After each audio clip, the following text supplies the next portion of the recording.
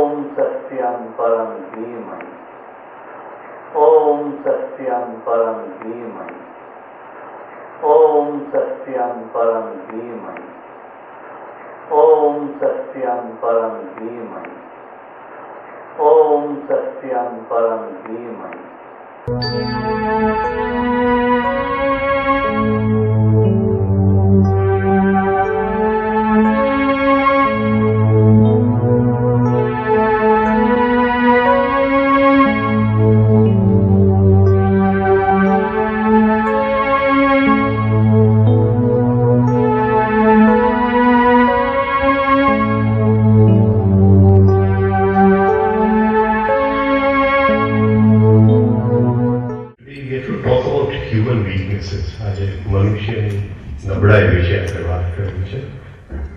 So, what do we want to do? Story agar chalo che ke human weaknesses is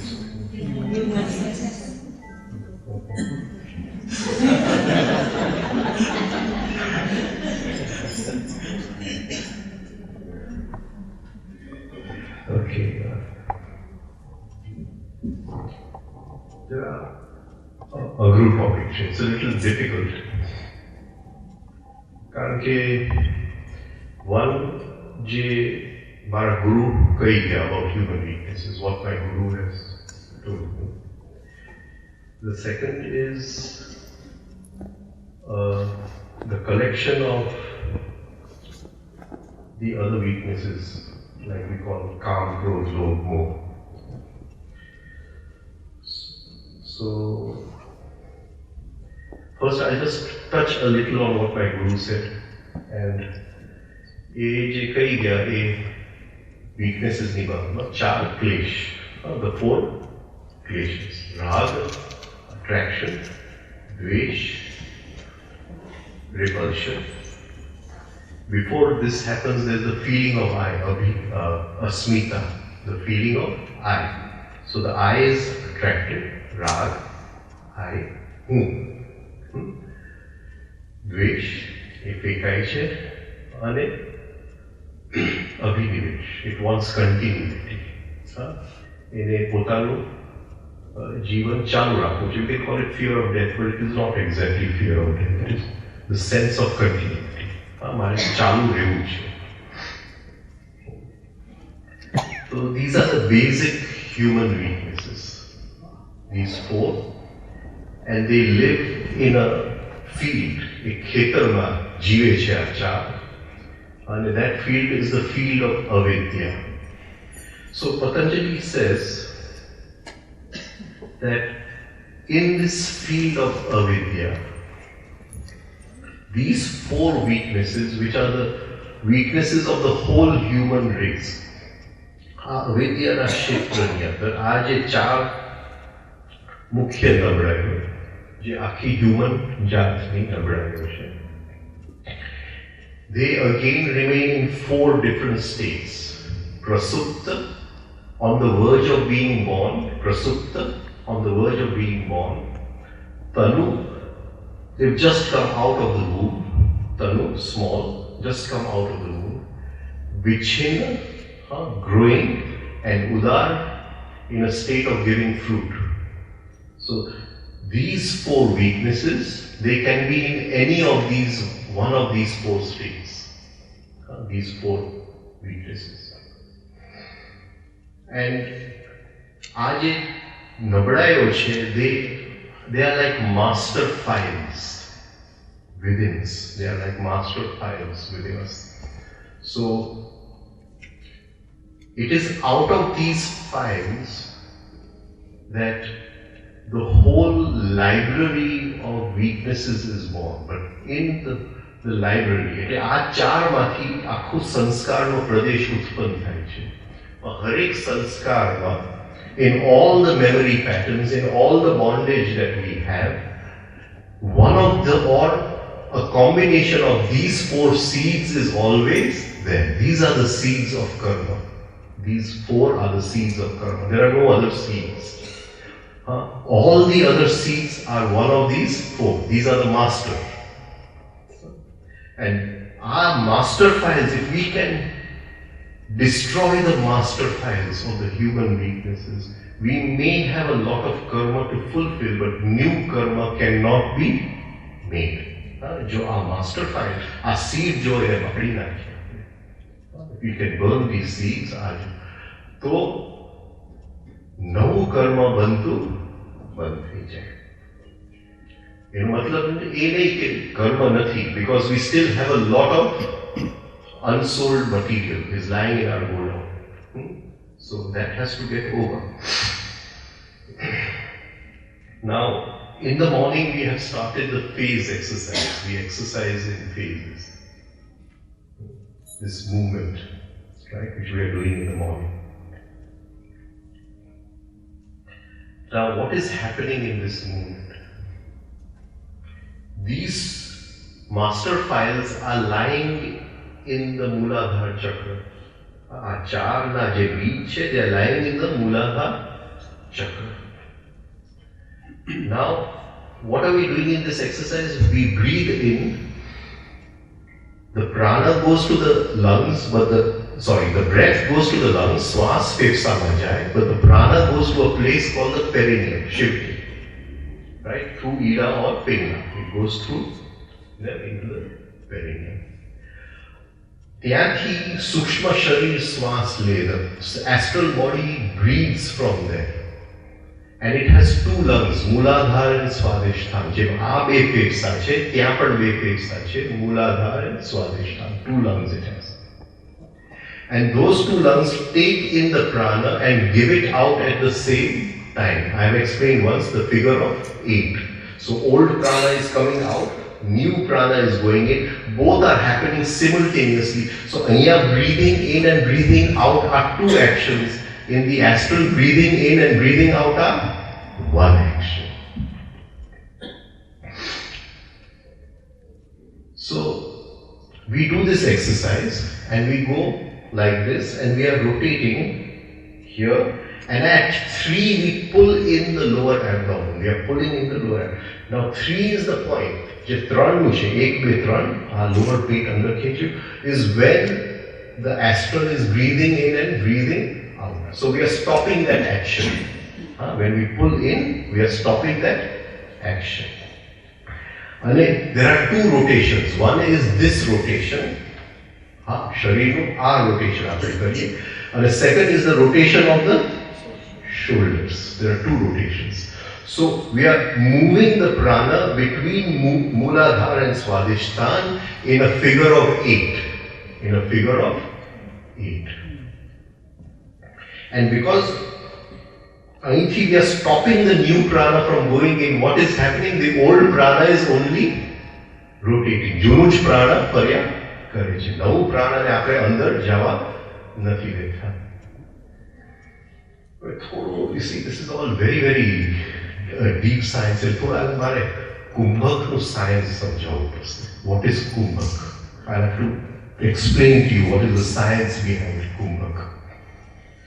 See, when we breathe in, the air which goes in has about 20 to 21% oxygen. When we breathe out, it has 16% oxygen. એટલે એ 5% 20% અંદર ગયું, 16% બહાર ગયું. એટલે એ 4 થી 5%, that 5%, the blood of the body has taken that oxygen. Now the whole idea of kumbhak is to get rid of as much of oxygen as possible. As much of oxygen as possible. So we are holding the breath and we say the breath in one round it is free of 5%. We are still holding the breath. In another round it is free of another 5%. In another round it is free of another 5%. After some time the level of oxygen in the blood goes down. The oxygen level એકદમ નીચે જાય છે. અને at that time something happens inside કે બાકીનું જે oxygen જે છે, જે થોડું ઓક્સિજન બચેલું છે, the little oxygen which is left in the blood, it suddenly changes. There's a chemical change in that oxygen. From O2 it becomes O3. ozone. Now, when ozone is created in the body, because ozone is, to create ozone, very high electrical current is needed. Very, very high electrical current. High voltage electricity की जरूरत पड़ती. Say we have a जुड़ा TV, a tube TV होता है. Old TVs have a tube. So, in that tube, there would be voltage of 20,000 volts. And there would be creation of ozone. It must be that tube. The creation of ozone. When you go to a field at night where there is high tension wires, 220 volts running through the fields, high tension wires. And when we look just on a non-moon night, Chandra Nati, and we see the wire, so a blue jhai the high voltage electricity is creating ozone in the air around. Similarly, when at one point when the oxygen has reduced considerably, oxygen एकदम ओछું થઈ ગયું છે, ત્યારે બોડીની અંદર જે બાકીનો oxygen છે, the remaining oxygen in the body, because we have held our breath for so long, it suddenly turns into ozone. Now, the minute that happens, many things start happening. The first is Ida and Pingla stop working. They stop working, and a new nadi starts working, which is called Shushumna. And when that starts working, because of the ozone, it is like 20,000 volts of electricity are rising up the spine. This electricity is called as Kundalini. तो आ एक पद्धति હતી, એક જૂની પદ્ધતિ કુંડલિની ઉત્પન્ન કરવાની. How to raise the kundalini through what is called as kumbhak. What my guru said was, this is a very dangerous way of doing this. Very, very dangerous way of doing it. So he said, we take the kumbhak from the physical level to the astral level. So at the physical level there is no, I don't know, but in my whatever 56 years, and I lived with Ramdullah Babu so long, he took me to all the Kumbh Melas, and I used to meet all the saints of India. અને ઘણા બધા ગુરુઓને જોયા, અને I saw more than 90% જે લોકોએ કુંડલિનીની યાત્રા કરી છે, there have been imbalances in the body. The diabetes થઈ જાય, breathing problems come, different kinds of allergies start coming in, the body starts putting on tremendous weight. So all this whole thing of Kundalini, and some of them which were very, very great gurus, I've seen them when they were on the verge of dying, few months before their death, they were in such pitiable condition. So, aaj ek Kundalini yatra hai, it is a very dangerous journey, very, very dangerous, because you're forcing that 20,000 volts to rise up the second thing is, the weaknesses don't die. The weaknesses don't die.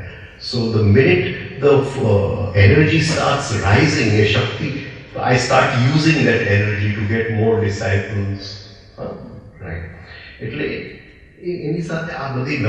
So he came out with a new way of arising the Kundalini, which is very, very soft and takes a very long time. Takes a very long time. And in that, these 4 master files of weaknesses are destroyed completely.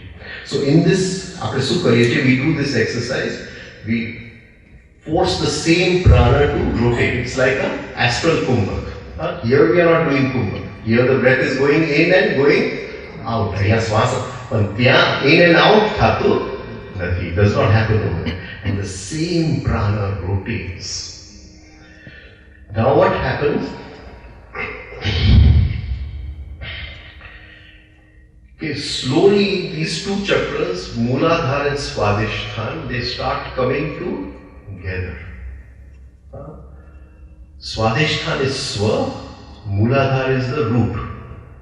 So when they both come together, Mooladhara, the symbol is the elephant, right?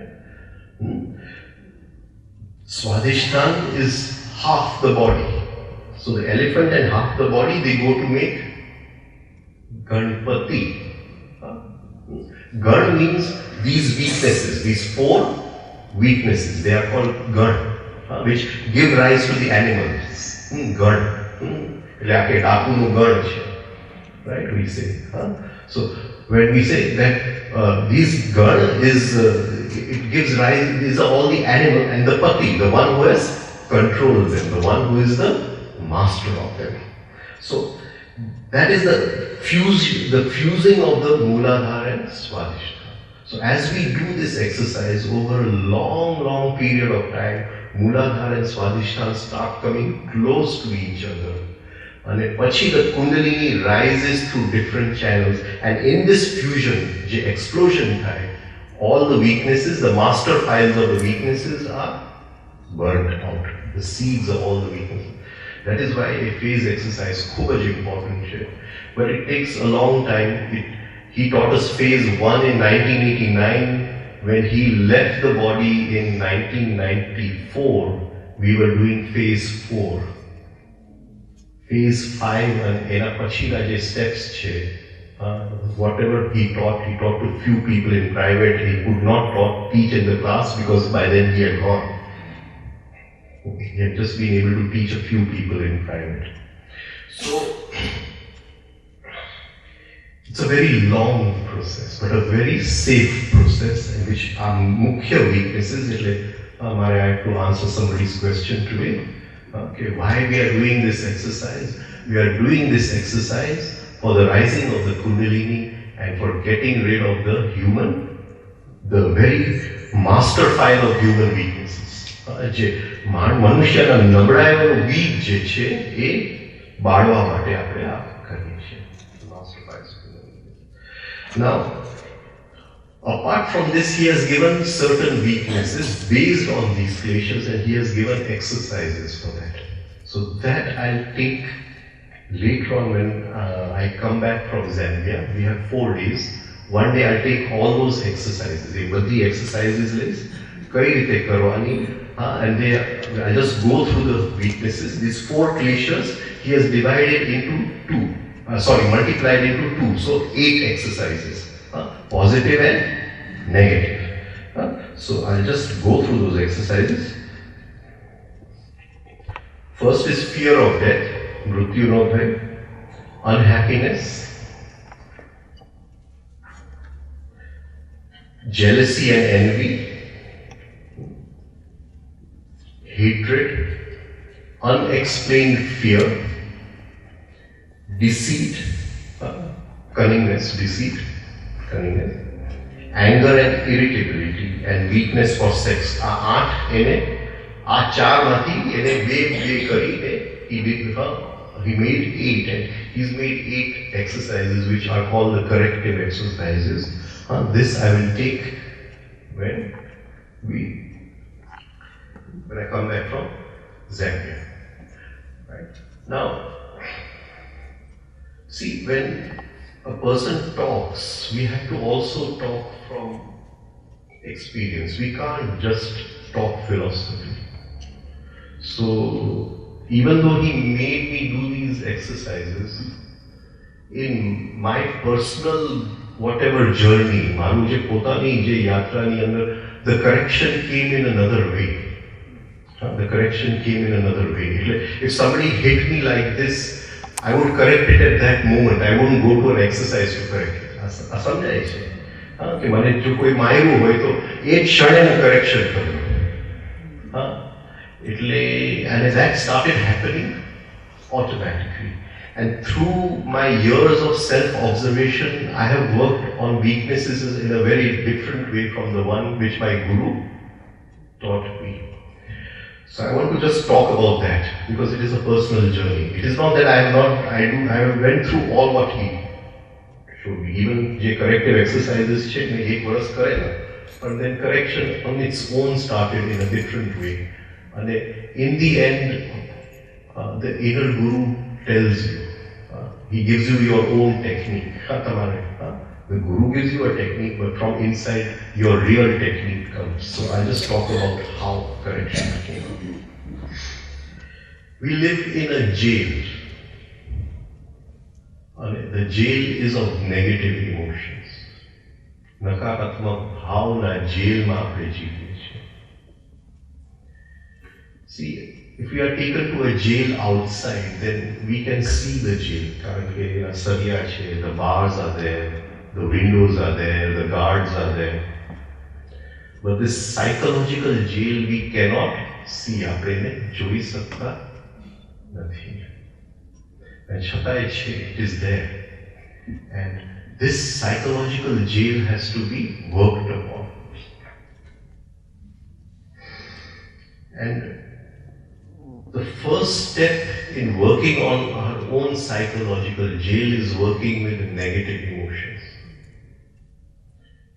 જો અધ્યાત્મની બસમાં યાત્રા કરવી હોય તો ticket કાપ્યા વગર યાત્રા ન થાય. And એ ટિકિટ છે non-expression of negative emotions. If you want to journey in the bus of Adhyatma, on the bus of spirituality, you have to buy a ticket. And the ticket is bought by not expressing our negative emotions. See, this is a very, very big thing. From morning we are negative about so many things. From the weather to our neighbor, to the car parked in front of our house, to the Prime Minister, to Savarthi, the negativity starts. And negativity is infectious. Infectious. It is more infectious than any disease. कोई पण रोग करता है वधारे. Now, over the years which I have worked, the most difficult has been self-love. Self-love. Sauthi mukhya gabra hai, self-love. And I am just going to talk about what I have observed, not in others as others, but in myself and in others, in the sense that mari andar je mane dekhatu natu, I could see it in others. એટલે જે મારી અંદર છુપાયેલું, what was hidden in my subconscious and unconscious mind, initially I had to study it in other people. So I knew that somewhere within myself it was also lying there. And I came to one conclusion that you cannot tell anyone anything. The minute I tell you you are like this, all I am saying is I am like this. That is all I am saying. થોડી ઘેર પછી આને ચાલુ કરી.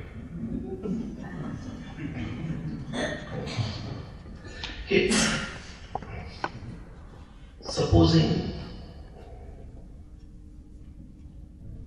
there is one person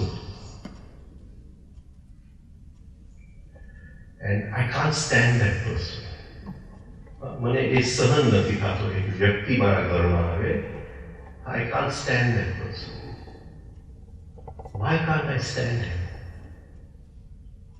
Or હું ક્યાંક રેસ્ટોરન્ટમાં જાઉં અને somebody else is eating something else and મને ચિત્રી ચડે છે. I can't stand. They are eating something which it doesn't conform to my standards of eating.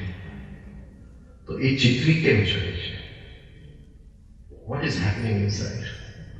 And this is a very deep conclusion which has come after years and years of inner observation.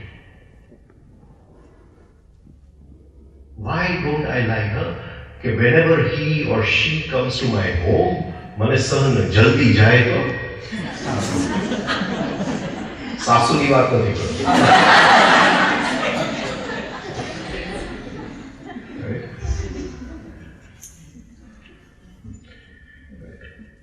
I'm not talking about the mother-in-law. Okay, so what is it that this person is so repelling? I can't stand him. What is it? What is it? Is it the aura of the person? Pardon? The aura of the person that makes you feel that way? No, I want to go deeper into this. Of course, there is the aura and there's something in my aura. I don't want to go into it. I want to go deeper into this. We want to go to the root of this. Why is it that I do not like him? Not only not like him, but I cannot stand him. એક ક્ષણ માટે હું સહન નથી કરી શકતો. Then we'll go into today's. Because it's full of negativity. But if he's full of negativity, the minute I say it, I am full of negativity. Huh? Because you don't like yourself. Try to go a little deeper. There's some part of yourself that you see in that person that you don't like. It's not that. Right. Oh, very good, very good. Now we'll go a little deeper. Why? Why? Go a little deeper. Why? Why? See, all of us have to work upon this. Because we have this bundle of attitudes. કે આ ધર્મ વાળો ન ગમે, આ ખાવા વાળો ન ગમે. This bundle of attitudes. And આ બંધન છે. This is the inner prison. I don't like this religion person. I don't like a person who's eating this. This is that inner attitude. So what is happening when this person, I can't stand this person, what is happening inside? How is the mechanism working? Supposing I have a house, a very big house, of many rooms, many rooms, right? And to look after the house, I have a steward who looks after everything, right? And I come home, the food is ready, I go to sleep, the sheets are ready, right? Okay. The steward looks after it, he controls all the servants and all that. And the steward is one person called inside, called the ego. Called the ego, right? Now, supposing I am the master of the house, but everything is working on the steward. And the steward, some things in my house which are there, he doesn't want me to know. He doesn't want me to know. So what will he do? He શું કરશે? અમુક વસ્તુ મારા ઘરમાં છે એને માલિકને જાણ ન થાય. The master should not know. What will he do with those things? He'll keep it in some room which I hardly ever, which maybe in a couple of years I don't go into that room. I'll hide it over there. Supposing another servant, and I have come in the home, and by mistake he comes from that room with that thing outside, and he's showing it to me. Sahib, what is this? He's telling the master, what is this? And the steward sees it. What will he say? Okay, go quickly, put it back in the room. He'll say, go quickly, put it back in the room. The same thing happens inside. The same thing happens inside. When there are so many things in our unconscious mind, our subconscious mind, which are hidden from us. Actually, we have such a big unconscious. We have a small subconscious and we have a very small conscious. Huge unconscious. And the unconscious is dark. It's dark. And in that unconscious, some things are lying, which we cannot imagine that they are lying inside. It's way beyond our imagination. And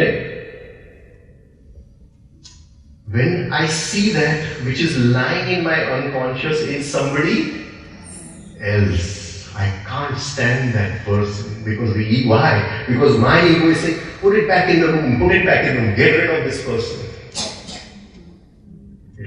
જે વ્યક્તિનો અણગમો છે એ હું જ છું. And when we go into ourselves, when we observe ourselves, there are so many things in ourselves which we cannot see. We have to see it reflected in somebody else. Similarly, if somebody is eating some kind of food, and I don't like it, I say, what is happening? What is happening? What is happening?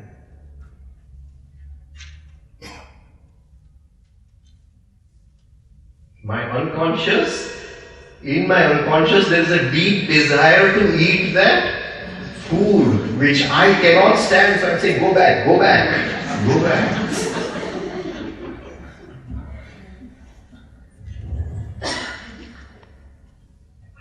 So, talking about human weaknesses, that is why I'm going to talk today of the journey, a part of the journey I have personally been through, what I worked on myself. Right? So I can talk about theory, but let me just talk today. So the biggest weakness, which even now I'm still working upon after all these years, is self-love. Self-love. What is self-love? Aham bhava. Aham bhava. It's a continuous process. From the morning I get up, where is my self-love being expressed? Where is my self-love? Can I be aware at that point? And can I shoot one more arrow into Vishwa? One more arrow. What is self-love? What does it do?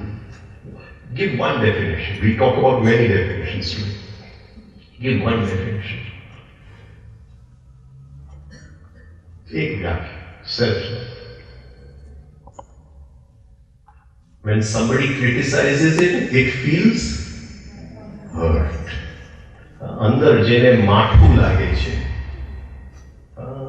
એને જમવા બોલાવ્યા, મને જમવા ન બોલાવ્યા. Called him for dinner, did not call me for dinner. The one which feels hurt inside, that is the self-love.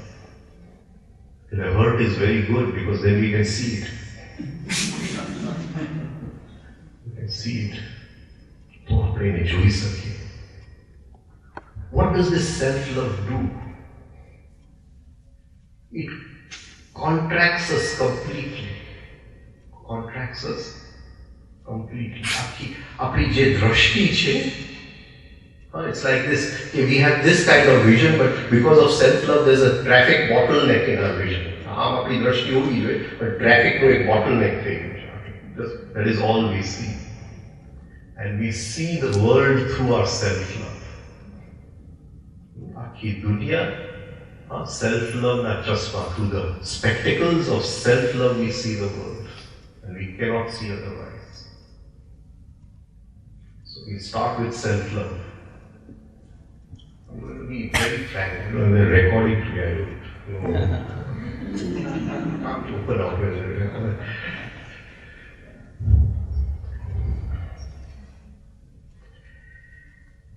My teacher, he left the body in 94.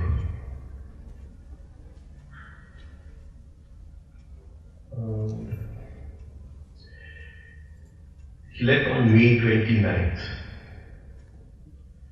May 1st, I woke up in the morning and am I the same person? Am I the same person? Suddenly I realized a lot had changed. I won't go into everything, what I saw and what all. But something had changed. The person who had gone to sleep was not the person who had woken up in the morning. It was somebody else. And for a number of days, tremendous things were happening in my vision, in my body and everything. And I ran to my guru and he said, it's okay. And then he named 3 people to continue his work. So So I realized that this was a gift from him. This was a gift from him. Since 94, he left. Up to 2001, I was lecturing everywhere. And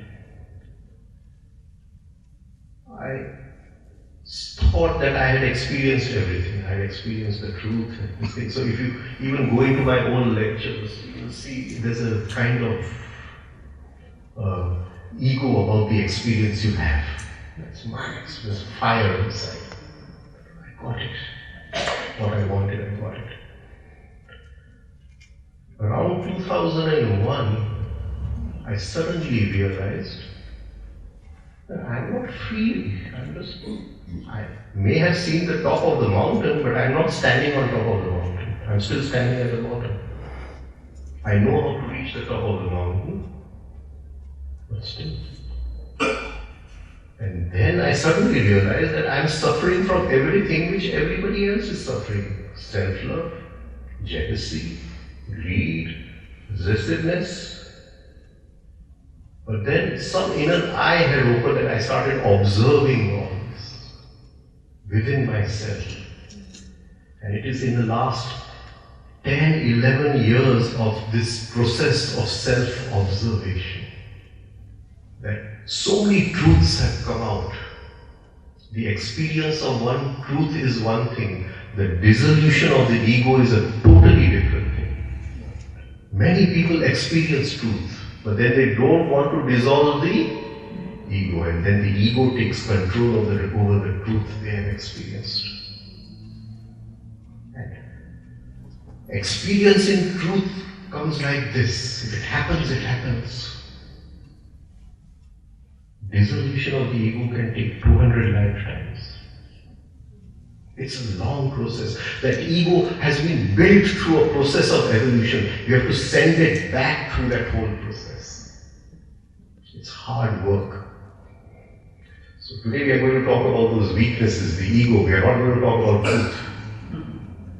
Because when we experience truth, we don't want the ego to take possession of that truth. સત્યની અનુભૂતિ અને અહમનું ઓગળવું એ બે અલગ વસ્તુ છે.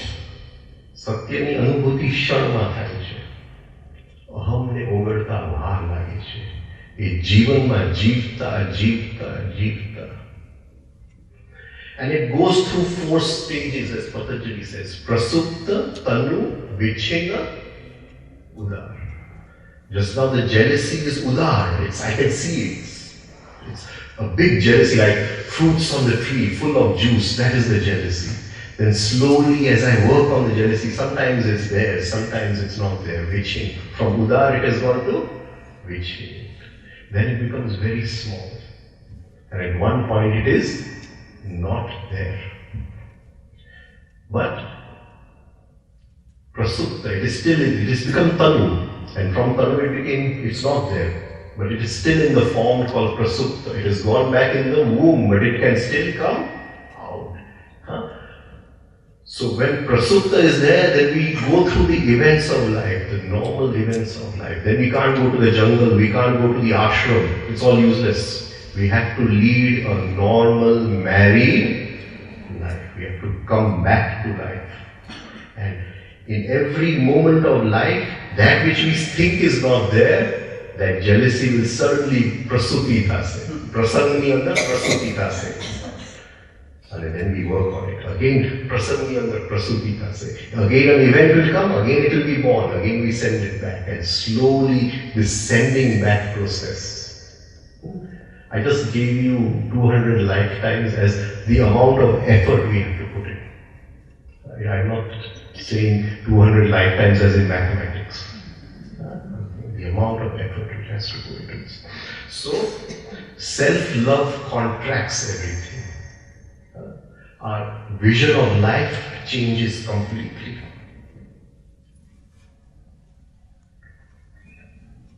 What happens? Supposing some people are criticizing my family, my friends, what do?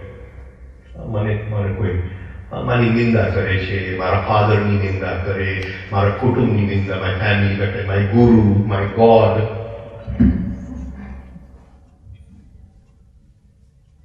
What do I do? What does self-love do? It shuts them out. They are not in my circle of normal acquaintances. It shuts them out. Can you see? It protects itself, self-love. It doesn't want anyone to attack it.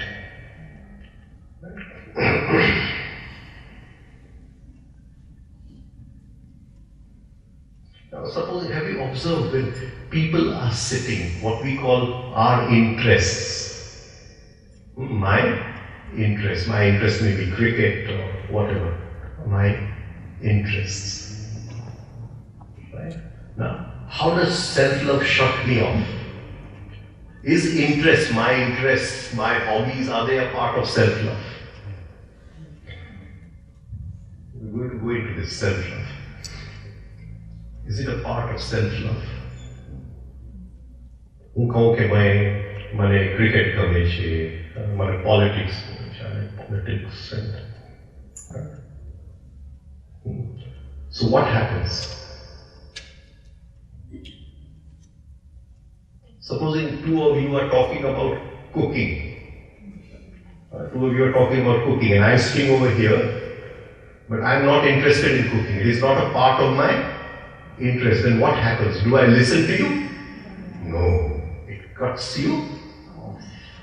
So what we call our interests, my interest is golf and this and that and God knows what, right, is nothing but an extension of our self-love. Because it cuts us off. I am only interested in this. I'm only interested. Somebody talks about spirituality or everything. Right? And that was the beauty of living with Ramdulari Bapu. He was interested in everything of life. Every small thing in life he was interested in. There was nothing cut off. What about doing good for others? Doing good for others. Going and helping the poor or whatever. How much is that a part of our self-love? Going to the hospital, doing this, doing that. I'm not saying stop it. I'm saying try to understand where it is coming from. Don't live under the illusion that we are doing something good. We are satisfying an inner hunger.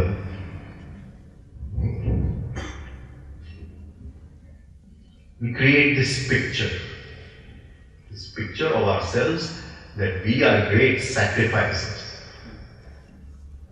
We are great sacrificers. If 5 people are talking, okay, did you watch the cricket match? No, I have to go to the hospital to help the needy patients.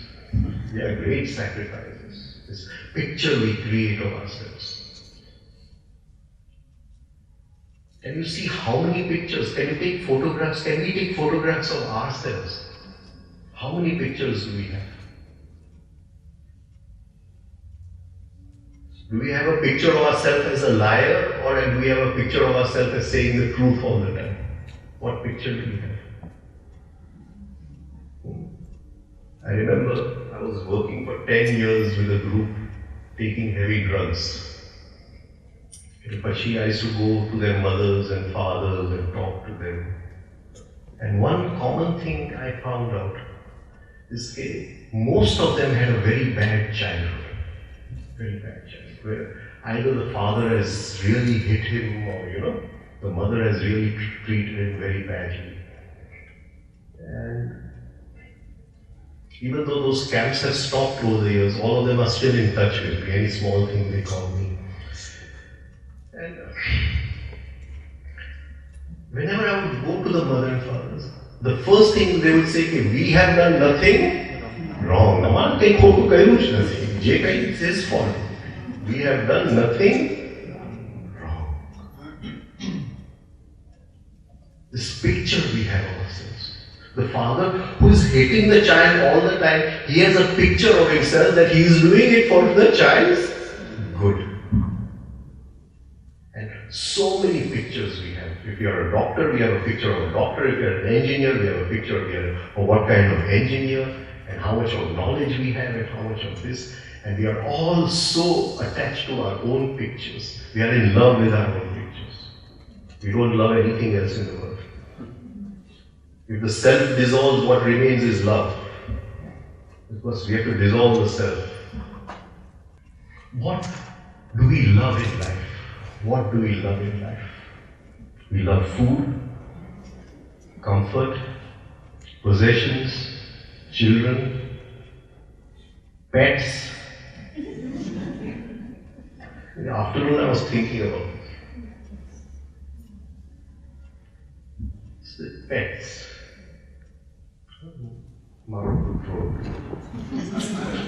Pets. And just imagine, just take the cycle opposite, go 360 degrees. Supposing these dogs which we are keeping, if they could think, like we can think, what would happen? What would happen? Can you just see our self-love? How, by keeping a pet is nothing but self-love. We say, oh, I'm very kind to animals, and this and that. Some people, they talk about their dogs wherever I go. My dog is a vegetarian. And of course, my dog is very sattvic, so he eats only papaya.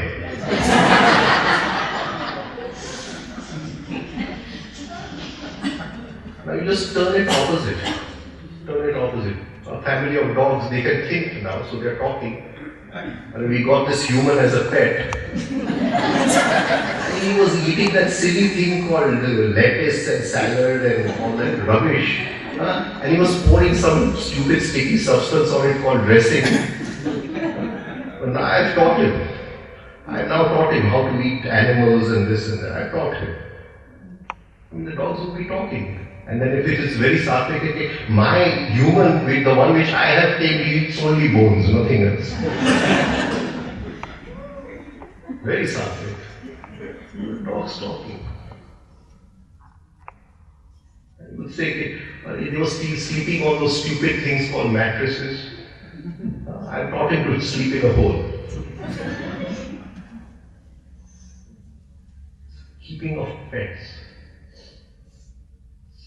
We don't realize what we are doing. We don't realize what we are doing. It's just an extension of our self-love.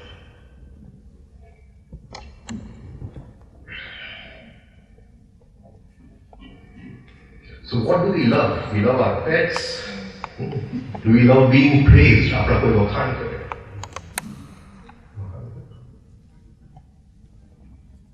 You see, people praise us. What to do at that time? What to do? And then when I was observing within myself, I found that people would come and praise. One person would come and praise. And when I see somebody else coming, the first thought would come, Apan Maru. He will also praise me. This is dangerous. This is dangerous. This is vanity. Why should he praise you? If he praised me, it's okay. If he's given me a chocolate, I eat it. But you're coming to meet me, you may not bring a chocolate. You may bring Karela, I don't know.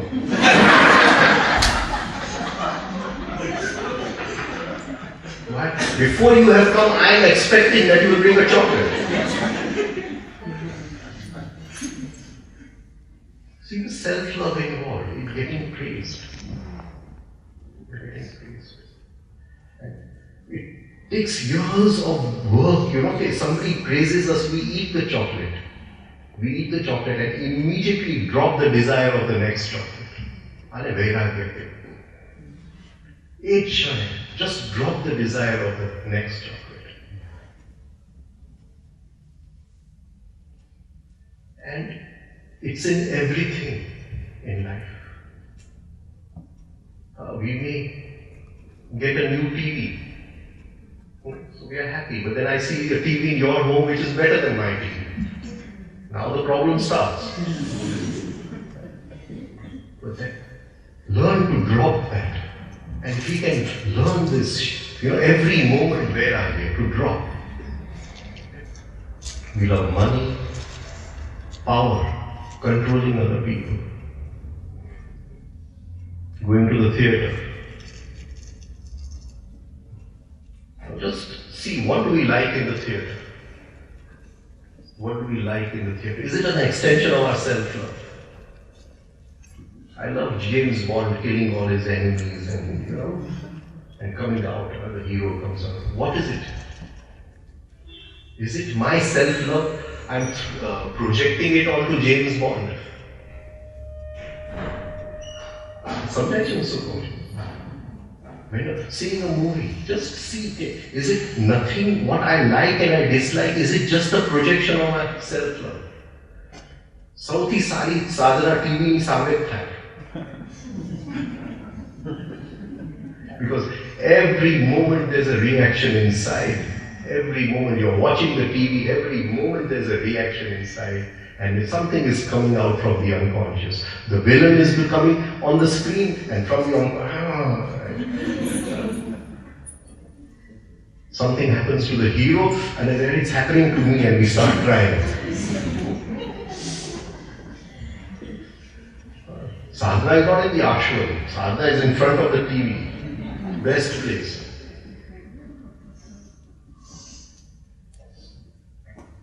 In the ashram, nothing comes out. We sit in meditation and the beauty of the birds and the streams and cosmos. And we live in that illusion. Hearing scandal. What Salman Khan did with Aishwarya Rai. Scandal. We love scandal.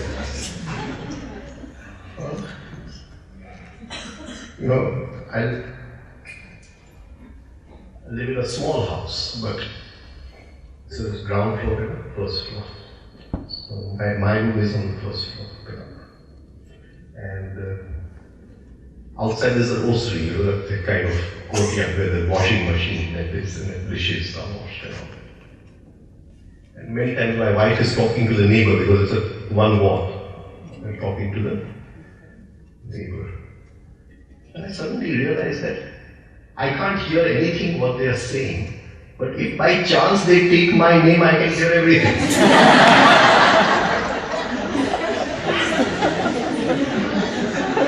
How does this work?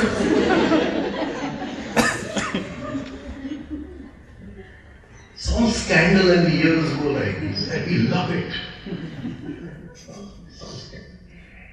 What is it in us? What kind of food are we giving to some inner hunger? What kind of inner hunger is being fed on scandal? Because there if we can do upvas, fast. We don't want to feed that. Fast. Fast over that. The minute we are caught in scandal, we start getting hypnotized by the scandal. Fast over that. Wake up. Just cut it off immediately.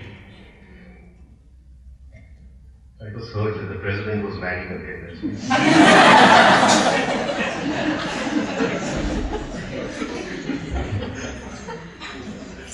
See, I'm just talking about my journey. That is why we wanted to talk about human weaknesses. I said I can talk about the theory, but I can also talk about what I've practiced. Do we love to ski? Dao page.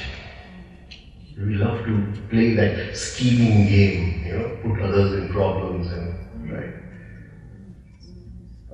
The wife says, "Untari sathe bolto nahi." I'm not talking to you.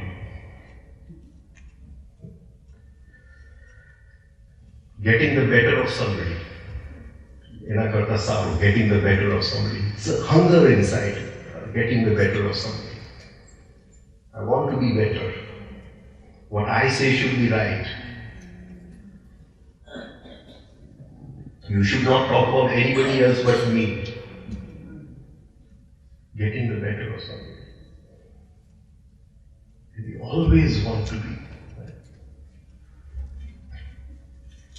It will shock us. One of the things which my guru made me do was go back in time. And in those days, because I was living alone in a flat, so I could do the experiments he was saying very easily. And I don't know if you heard of the name of Arthur Yanov. Arthur Yanov has, many years ago, he's written one beautiful book called The Primal Scream. And Yanov had a theory that मानस ने जो बीमारी था, he was a doctor, a medical doctor. He was interested in disease, not this disease, but disease of the body, maybe this also. Okay. And he said that man, it's a very old theory, so many of you have heard about it. And he said, okay, man, this disease because of shock. And that shock, when he comes out of his mother's womb, the child comes out, he or she comes out of the mother's womb, and the first cry is the cry of a shock. And if he can go back to that, so he used to hypnotize his patients and send them back, bring them back to that point where they were born, and they would scream again. And he has written in his records of so many patients who are cured of incurable diseases by taking them back to that primal scream. So I was talking about this to my guru. We were just discussing the book and all. He gave me an experiment to do, and I was doing it in the bedroom. And I would go back. And in that, when a child is sleeping in the cradle, he's dreaming. The dream continues. Patti chalu che, sometimes patti. He's dreaming. And I suddenly saw that all those dreams we have in childhood are nothing but self-love. It is as if you are a king of an island or something of that sort. And it's all self-love. So this self-love is there even when the child is in the dream. In the dream. Maybe he doesn't know about it consciously, but in the subconscious it is already there. How much do we love success? We say slokas from the Gita, Sukha Dukha Sam, but right. See,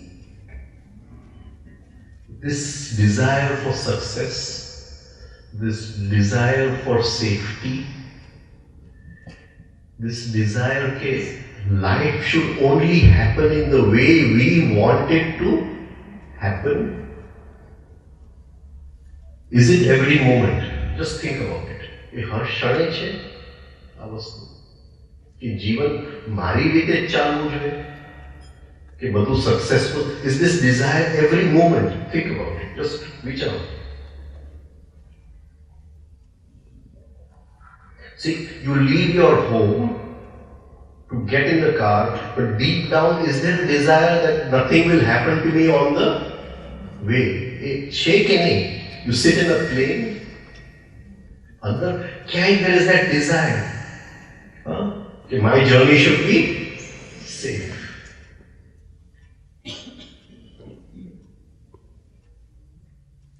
एक Ben નો phone આવ્યો. She called me. કે રાજનભાઈ હવે તટસ્થ ભાવ થઈ. હવે કોઈ પણ ઈચ્છા જાગતી. I have no desires left in myself. બેન તમારો દીકરો ઘરની બહાર જાય તો અંદર તો થાય છે ને કે એને રસ્તામાં કંઈ થવું ન જોઈએ. કાંઈ તો થાય છે. તટસ્થ ભાવ. When his son goes out, you feel inside nothing should happen to him on the way. We don't realize where these desires. Every moment we are living in desire. Every moment. We are sitting here, but there is a desire. It should be exciting. It should be nice. So this inner want, everything should lead us to more happiness, more comfort. We should feel excited, feel happy, feel humorous about everything. We should feel flattered, satisfied. And when life does not go our way, જ્યારે જીવન આપણી રીતે ન ચાલે, ત્યારે એ જે આપણે અંદર જેને દુઃખ લાગે, that which feels offended within us is the self-love. If we can catch it over there, when life goes the wrong way, and then one point comes when life is going totally against us, and we are totally happy because there is no self-love to feel affected. Even totally negative chale. Everything is wrong in life and still nothing can disturb that inner happiness. Now there's nothing offended inside. Somebody meets me, he insults me, criticizes me, but there's nothing inside which now can be hurt. There's one beautiful saying of Jesus. If any man cometh unto me, and he hath not his own father, mother, wife and children, and brethren and sisters, yea, and his own life also, he hath not killed. He hath not killed his own father and mother, wife and children, brethren and sisters, and his life also, he cannot be my disciple. Now, this is the same Jesus who said, love your neighbor. Same Jesus who said, love your neighbor. Now he's saying that if you have not killed your mother, father, brother, sister, friends, you can't be my disciple. What is he saying? He's talking about self-love. All that we have gathered in our psychological brothers is jealousy. Brothers is jealousy. He's talking in a different way. See, the Pandavas were brought up in the forest. They were brought up in the forest. And in the palace, Duryodhan was everything. The young Duryodhan was everything. And everybody showered their love. But Duryodhan is praying for it. Showered their love on Duryodhan.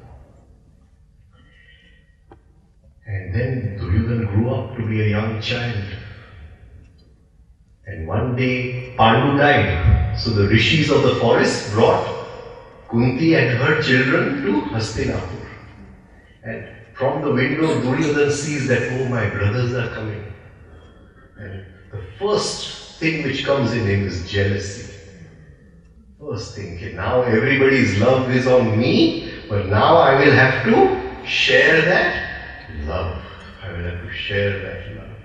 So Jesus is talking in parables over here. He doesn't mean brother to go and kill your brother. He's saying brother means kill your jealousy. All this goes to make self-love. And we talk about one more thing, jealousy and envy. Jealousy and envy.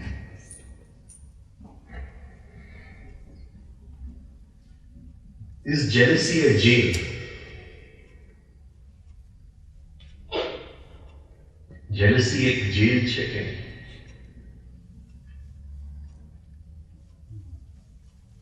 Just think about it.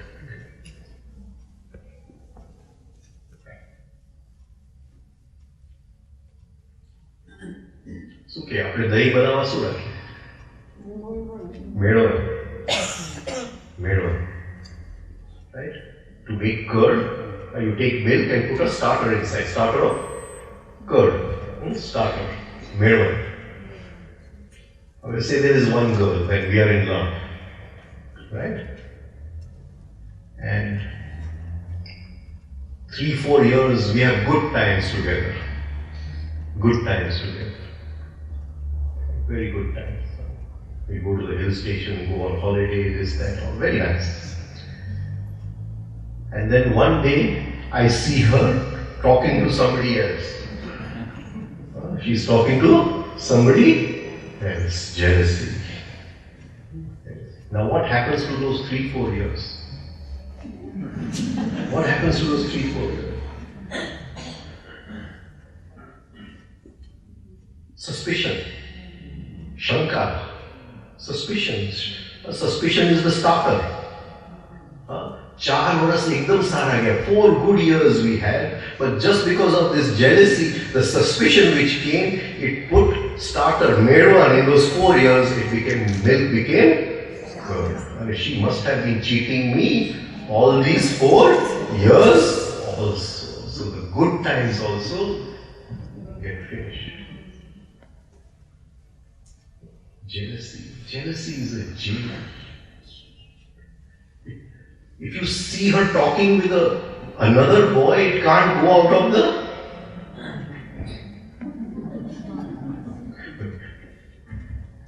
Let's put this on the side. Let me ask you a question. What is time in relation to this? In relation to this, what is time? What is time? In relation to this. I see my girlfriend talking with somebody else. Now what happens? That thought does not. It keeps on and on. So it's a jail. It's a jail. So we keep jealousy on the side for a moment. But you have insulted me, you have criticized me. Does that thought go on and on? See, ahimsa ni baat kare. Ahimsa. We talk about ahimsa, non-violence. But the minute you have criticized me or hurt me in some way, in this mind of mine, I have a sword and I'm cutting you up into one piece after the other. And the more blood which flows from you, I'm so happy. So happy. So, what is happening inside? What has happened? 2 hours I am thinking about you only. I'm only thinking, I can't get the thought out. Time is breath. Time is breath. So many breaths of my life I have debited to your account. Gone. Lost forever and ever. Time is what is going on up here, every moment, every moment. We have come with so many breaths. And the thought which can't go out of here, because we count time in hours and all that, we think time is the same. Time is not the same. So many breaths I have wasted upon thinking about that hurt which you have given me. It is time. What is happening up here? And this goes on and on and on. And how much of our breaths have we really used for something constructive in life, for something creative in life, to grow in life? Most of the time we are thinking of something else. That's it. Wasted totally. So jealousy is a jail. Jealousy releases acids in the body. Sharima acids, arthritis, acids.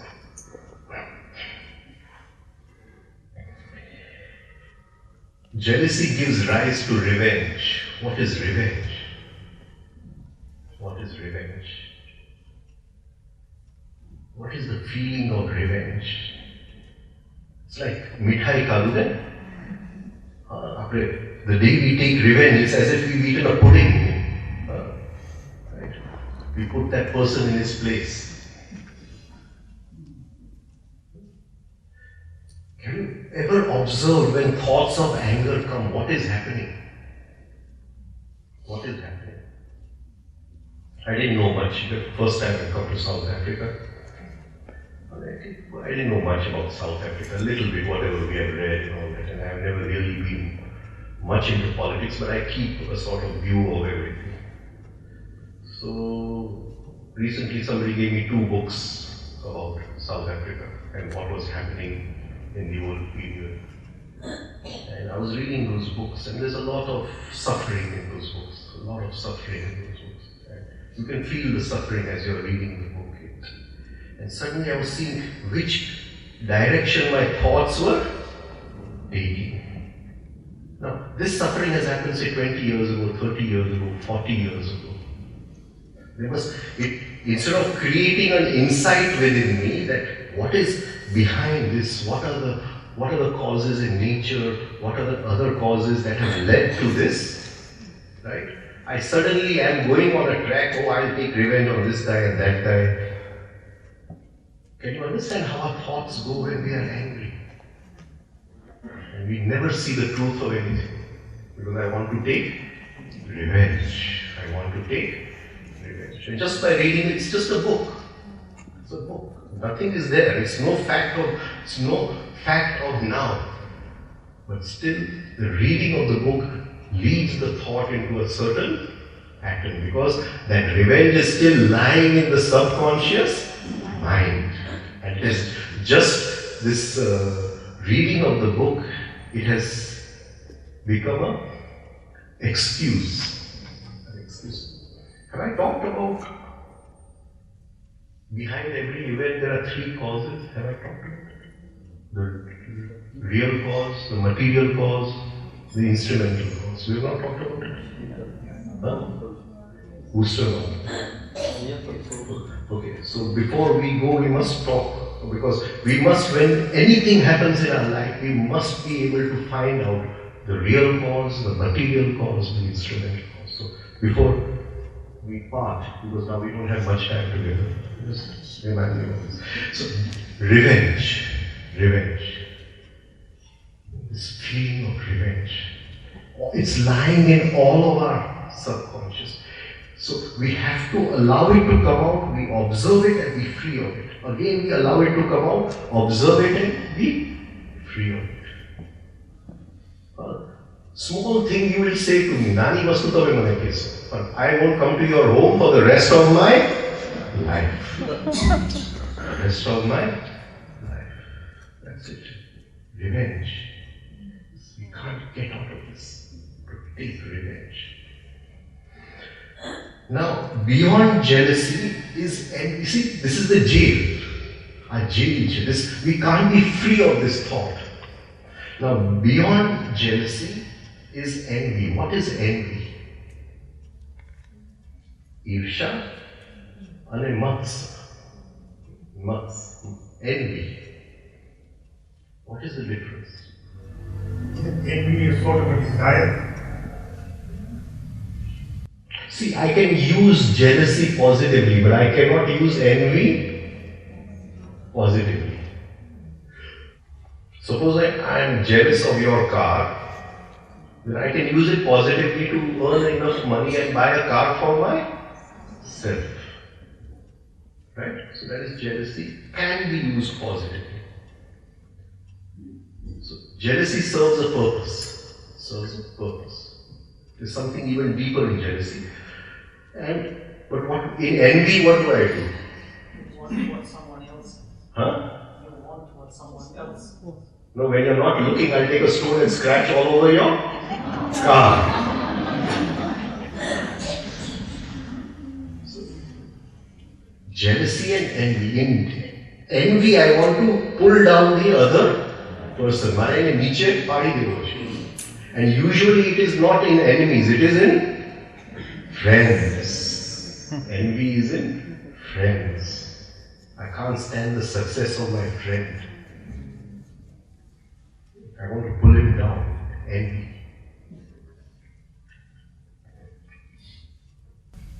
I would actually have thought the other way around, and I'm seeing what she's saying, but I would have thought the other way around, that jealousy was negative and envy something. You've been so likely to use the word envy. I envy you going overseas, or I envy you this thing. It seems milder than saying I am jealous of you going. Okay, maybe we can change the words. What I have taken is like, say, in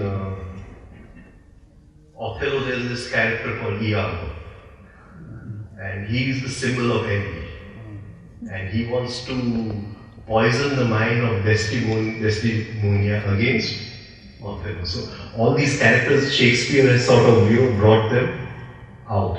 So, like Iago is the symbol of envy. There is jealousy, but in that jealousy there is a deeper envy that I want to bring down Othello. So that is how I take it. But we can also take it opposite, I suppose. No, I'm seeing what you're saying now. I'm seeing your points too. But normally I would have thought the other way. Right. It's possible. Yeah. I've just taken it, because all these, all these emotions I'm talking about, Shakespeare has really picturized them very well. I mean, the way he has portrayed them is unbelievable. The way he has portrayed them. See, when you go to the city palace in Jaipur, and you see these huge portraits of these Maharajas, it's that vanity which has been portrayed in that portrait. So some of these painters, artists, I won't use the word painters, these artists, they have this deep penetration into human emotion, and which they were able to portray in their art, in their paintings. But I've just taken from Shakespeare that Iago is a symbol of envy. Right? So now, anyway, we just see the difference. And one of the differences I've observed is in what we call the crane mentality. Bakasur, what we talked about, Bakasur. The bagla, the crane. So the crane is eating fish over there, and there's a lot of fish in the sea. Where the sea and the river meet, there are a lot of fish. So the crane is eating fish over there. But if one crane gets a fish in its beak and flies away, the other cranes follow him to take it away. They're not interested in the fish in the sea. So I took this as envy, that which you pull down the other. And usually we feel it more for friends than enemies. Now, does jealousy lead to violence? Does jealousy lead to violence? Say a lion has a territory and another lion comes into the territory. He's going to fight. Or in animals, they fight for the mate. They fight for the mate. So jealousy is connected with sex, it is connected with violence. Because in jealousy, a lot of violence comes out of our unconscious minds. It's a good time to work with it. Very, very good time to work. Because it's lying over there, and suddenly this feeling of jealousy, and it starts coming out, and we observe it. So in that darkness of the unconscious, we are throwing light. Talking about art, how we associate memory. There's one beautiful work by a Dutch artist called Vermeer. And Vermeer, he was a master in the expression of light. So the light in the unconscious and subconscious. And maybe I think in the whole art history of all the paintings in the world, nobody has expressed light in the way Vermeer has expressed it. And definitely it could not have come just like that. It must have come from some very deep inner experience, the way he has projected light in his paintings. And one of his best pieces is what we call the woman with the balance. The woman with the balance. And this woman with the small, the small scales we use for jewelry. She's got this balance in her hand. And she's sitting in this meditative posture, and the balance is in her hand.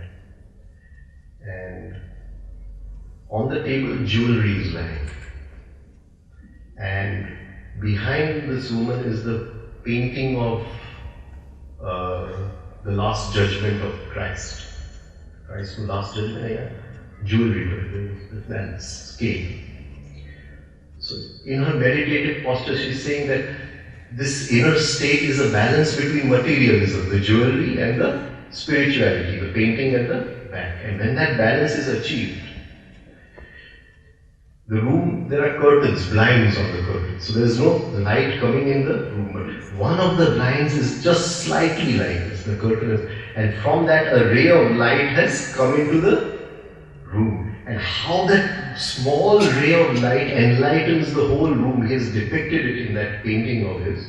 So he's saying when you reach this state of inner balance between the material and the spiritual, the wall cracks, the blind moves a little, and that divine light enters into your whole being and it floods light throughout your subconscious, unconscious. It enlightens your whole being. So I just reminded of that one very beautiful painting by Vermeer, which I was very lucky to see about a year and a half ago. So, will we go ahead?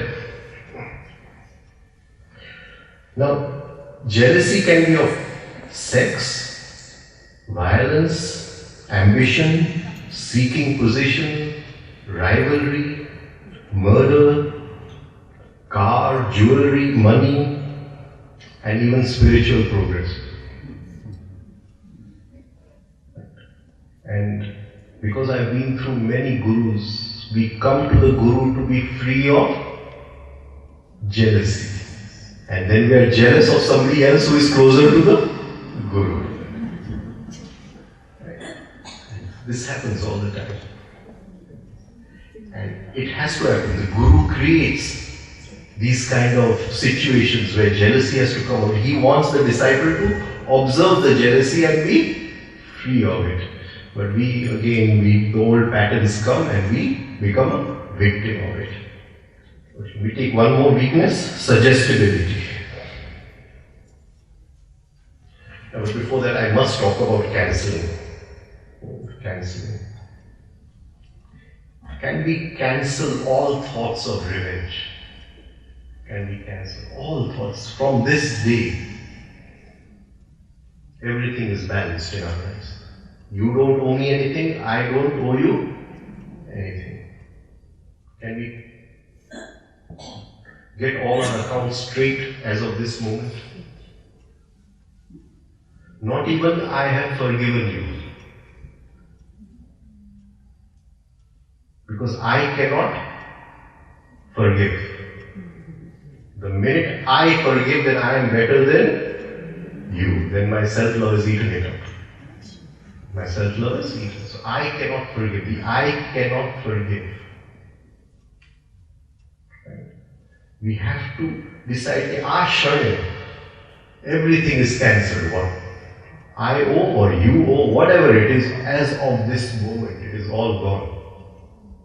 It's very necessary. Very, very necessary. Because we are holding so many grudges. Against him and him. This temple against another temple. This religion against another religion. Holding of grudges. And we cancel it. Totally. Right. Everything as of this moment, everything is over. If that person comes in front of me, I won't bring out the old record. Okay, bye, this was your old account over here. Because when we are meeting people, we always bring out old records. You owed me. I did so much for you, but you did only so much for me. Records. So, unless we can cancel, we cannot be free of revenge. We cannot be free of revenge. Second thing, that forgiveness, inner forgiveness, to forgive is a state. Forgiveness has to happen automatically. The minute you say, I forgive, you are gone. It's just now, whatever the situation is, that you can't do anything but forgive. But forgive. And for that, perception is needed. Drashti jo hai. Supposing you are insulting me, or you're insulting me, and I have the perception to see where that insult is coming from. Not from my accounts. Not from my accounts. Right? Because in the accounts, everybody says that I am owed. In everybody's accounts, I am only owed. Right? So, nobody else, we don't owe to anybody, but everybody else owes us in our accounts. Right? But, supposing I see inside, where you're insulting me, where it is coming from. And I see deep inside you there is a wound which is asking for its, it's asking for its meal, its morsel, its pound of flesh. And this is an inner psychic wound, an inner psychic pattern which wants to be fed. And how that pattern is controlling you, will I feel like taking revenge or will I feel forgiveness? So, forgiveness is lack of perception. The minute you perceive where this is coming from, how a person can speak in this way, what wound is lying inside, what knot is lying, and you say this is lying in his subconscious, that is what has brought this out. Only compassion will come. But you don't have to forgive. Forgiveness, through that perception, forgiveness happens. Forgiveness is a light. It's the lamp. Whoever comes in front, the light will fall upon that person. Irrespective, whether it is a sinner or saint or whoever comes in front, good man, bad man, whoever comes, the light will not judge. I can forgive him, but I cannot forgive him. आने माफ करो, ऐने नहीं माफ करो.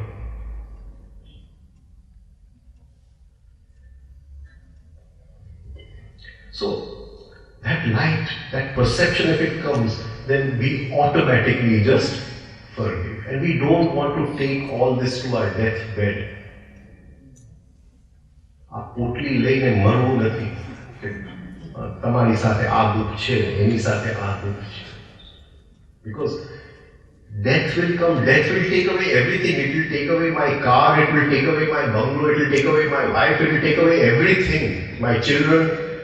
But this grudges which I am holding on, death also cannot do anything to that. It will say, you take it with you, go. Everything else I'll take away. Take it with you. It's not worth it. It's not worth it. Can I ask something? Yeah. In one of the bhajans it says Bhatu Bharto Ja. Does that mean this Bhatu? ભાતું ભરતો જાય એટલે આને ખાલી કરો તો હું ભાતું ભરી દઉં તમને. બાકી તમારું ભાતું લેતા જાજો. Whatever the grudges that you have, you can take that with you? Okay. જો મારું મેજ મારું જમવાનું બનાવ્યું હોય, મારું રસ્તાનું ભાતું મેજ બનાવ્યું હોય, તો he is not interested in giving it. If I empty it, then he'll fill it up. The very emptying, Buddha says you have to do nothing, just Bhikshu, empty the boat. Bhikshu, empty the boat. And it is this all we are holding so much of stuff.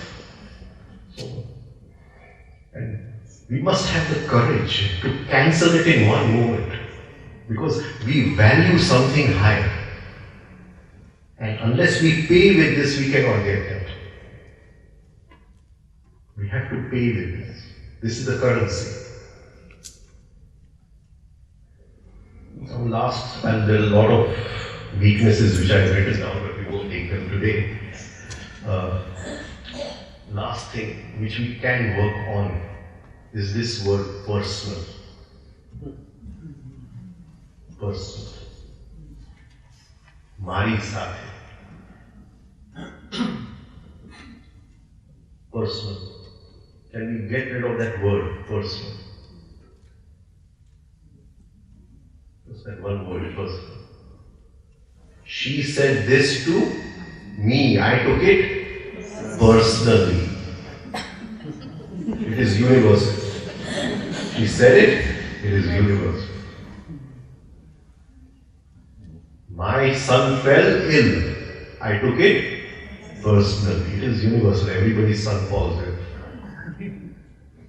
Can we get rid of this word personal? Why did this happen to me? Why did it happen to me? And that will be a big step in being free of all weaknesses. Very big step. Nothing is personal in life. Nothing is personal. Because that very name which was given, who feels all the personal things, that very name is the biggest myth we have. It's the biggest dream we are living. ये जे नाम जे બધું personal લાગે છે. Means nothing. So can we just drop personal? Everything is universal. In animals, everything is universal. In sunflowers, everything is universal. One sunflower looks at the sun, all of them look at the sun. It's universal. But in man, he may look at the sun, but I don't care for his sun. I'm going to make another sun.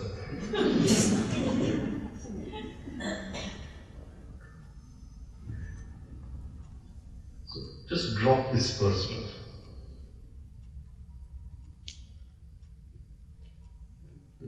Sadhu was here just the other day and he was talking the same thing. They dropped the personal. Why are you all creating small islands and then surrounding yourself in those islands? We surround ourselves and then I don't want him in my island, I will not go in his island.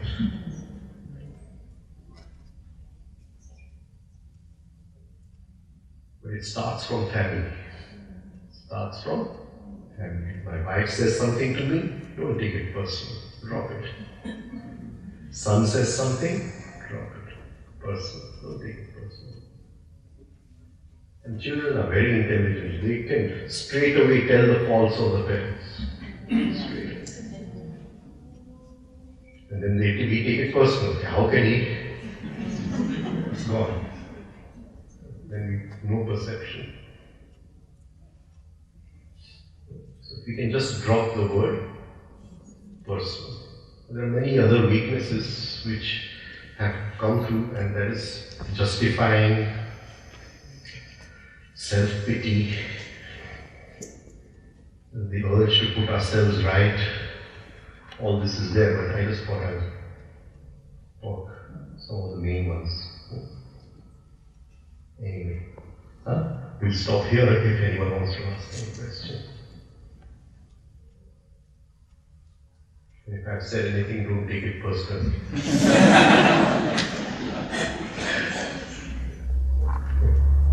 Krodh, what about the weakness of addiction? Oh? Addiction. Because it seems like that's also one of the root causes. We're addicted to feeling jealousy, and then there's also addiction of substances. This addiction nature of. What did you say? Before addiction of substances, addiction of? We are also addicted to feeling the emotion of jealousy or. Yeah. It's a pattern. Yes. It's a pattern. Right? And these are pathways in the brain. That you say something, it goes on a certain pathway, and then the end result is jealousy. Now, if I can change the pathway, and the way of changing the pathway is to change the meaning. To change the meaning. So, in everything, change the meaning. Try to extract as many meanings of the same thing as possible. As many meanings as possible. And what will start happening is that supposing there's one thing you feel, I feel jealous, right? Okay? So one meaning is that he has something and I don't have it. So I'm feeling jealous. Then change the meaning. Say, normally in life I don't see two things at the same time. I always see one thing. Now, to see two things simultaneously, that means we move from a lower level of perception to a higher level of perception, only it's negative. You get what I'm trying to say? Supposing when I'm falling in love, I see only love. But at the same time, if I see that this love which I'm loving this girl is based upon some hate which is already lying in my subconscious or unconscious, which I cannot see. And after some time they are going to exchange places. The love will go here, the hate will come here. And this hate will be based on a love lying now in my unconscious. So, at that time I cannot see two, but in jealousy suddenly my perception changes. I have the vision to see two things at the same time. And it is this vision which leads to the opening of perception. So, you see that he has it, I do not have it. Right? So there is one thing, I'm jealous. Second thing, I can see two things at the same time. Suddenly I say, okay, he has it, I don't have it. So could there be some invisible laws behind this? Is there some deeper understanding involved in this? Can I go into the laws of life of why it is there and why it is not here? Is it there because of the result of something? Is it not here because of the result of something else? So what are those laws? What kind of seeds do we sow? So just one feeling of jealousy, if we keep on taking different meanings out of it, suddenly the whole picture changes. And that very opening up of new meanings opens up new pathways in the brain. I have never thought like this before. Now the very thinking will open up a new pathway. And blood will start flowing in places where it has not flowed before. Electrical impulses will start flowing where it has not flowed before. And there will be a feeling of elevation. And in that feeling of elevation, jealousy will fall down. But that vision of holding two together, which is called as conscience. Conscience. In Gujarati we call it as Vivek. Vivek. Being a sathe Vivek drashti khuli. We can see two things simultaneously. Today, he or she is very friendly with me. But if there is Vivek, I know in everyone's mind, there is hatred, there is revenge, there is this, and tomorrow it may come out and this may go in. So what difference does it make? Because I can see both together. But I say, nee, till yesterday this person was like this, now how can she be like this? But this is the law of life, that the opposites balance each other. Only thing is we cannot see the opposite. So jealousy is a very good thing because it opens our vision to a different dimension of life. Different perception. Right? Yes? What role does respect play in all of this? Because if I envy you, you've got a new house or whatever, I should respect your right to have that. In jealousy as well, and in anger and loathing. What role does respect play? It's a long topic, isn't it? Yeah. And within respect, which word is hidden? How do we come about the word respect? Is to be your right to have to be within respect, to be responsive, to be responsive. That I don't react to life, I'm responsible for whatever is in my life. So there is a feeling of what my situation is, there must be a feeling of responsibility. Right? And I suddenly see that that feeling of responsibility tells me that it is the outcome of a certain situation. And that situation, no one else is responsible for it. So I cannot be jealous of him. You see? But it has to come from an inner responsibility. I can go to a, what they call this, personality development. They say be more respectful of others, and we teach children. But teach children to be responsible for their actions and let respect grow out of that responsibility. But if we just cover ourselves with a white sheet of respect, then it's a false respect. That is why I never allow children, everywhere I go, they tell the children, please, Jai Karo, please. Please, why? Don't cover him with a white sheet of goodness. Don't do that. That doesn't change anything. But the divinity is responsible. And if from that responsibility, if respect comes, then it's okay.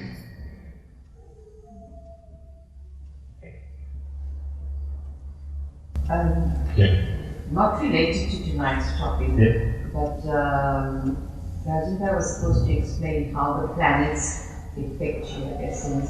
It's a long discussion. Yeah, it will take at least half an hour, so we'll leave that for, I think tomorrow, what is that?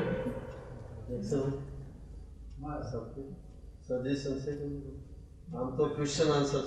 The one thing that we Yes, sir. thought we should do is that if people raise topics here, like the one that was raised now, then you could stop it in whenever you speak again. So can we take it tomorrow? Can we take it tomorrow? And then also the question and answer session tomorrow. Yeah, so we take this for half an hour, and then we'll. Along with question and answer. Another request, if it's possible at any time before Rajendra goes, is to explain the Gayatri mantra. We have the gist, I have the gist of it, I know the meaning, but there's obviously a very deep meaning. I find the Gayatri mantra to be very powerful. I could be wrong, I could be right, I don't know. I need some sort of explanation on that. That's one whole lecture. So I know. when I come back. When you come, yeah. Right? Just before I come. So all my notes on Gayatri have been written by hand. So I don't even have them in my laptop also. But whatever I can, I will talk about Gayatri. So which my teacher has adapted it for the modern time. I'll just show you what I wanted to show her is that where this exercise has come from.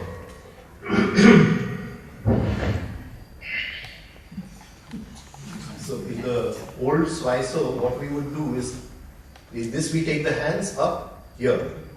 This is the one we are doing. But in this we just keep the hands still here. Same thing, grip the floor with the feet, and then we push the hands in such a way that they go like this and they come back automatically. Come back automatically. The floor is gripped. When the hands come here, the anal muscles are contracted, tight, and released automatically. So it goes like this and comes back automatically. Now, the sensation which we hold is the one of the navel. Now, the hands, we take all our tensions in the hands and we throw them out like this. Like this, we throw them out. So this goes like this and comes back automatically. And this is a feeling of deep meditation. So it comes back automatically. Tension, relaxation. Tension, relaxation. Right? Now, all this is coordinated. What I was trying to tell her that this we cannot do all the time.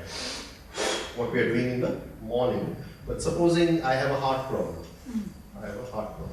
So I go to sit on the chair and this is a TV in front of me. So I say, okay, I'm going to just do 10 times. Right? And I sit on the chair. Or on the TV there's a commercial. Right? Because we must watch the commercial because that is what is paying for our program. But we can get up and do about 10 of these in the commercial or between the two overs.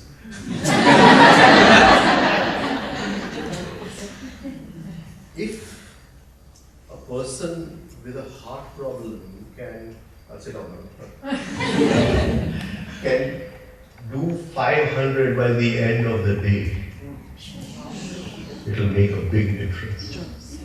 Just 10 add up, like we are saving money, in the piggy bank. Not only with a heart problem, because for a heart problem to attack us, it has to come through the hand. It has to come through the hand. But not only a heart problem, any other physical problem, and this deep feeling of tension, relaxation, tension, relaxation. It's such a beautiful feeling. Just do it 10 times. You go to sit on the sofa, do it. You go for the lunch to the table, do it 10 times. And then sit for lunch. Right? So, and this can be done empty stomach, full stomach, anything. So you can do it anytime. By the end of the day, we have slowly collected penny by penny, and we've collected 500. 500. And that will make a big change in our health.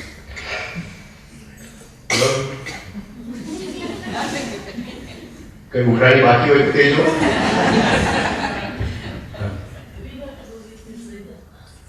नहीं आमा rhythm नहीं है आमा music नहीं है એટલે ઓલું music માં છે પણ આમાં music no music just but have a deep feeling of relaxation when we come back here as if the whole world has stopped and again go fast and again come back automatically breathing over there no breathing no breathing just very subtle breath, let it go in and out. So it's not forceful breathing out? No. In the morning we are doing forceful. This is a very subtle breath, just as subtle as possible.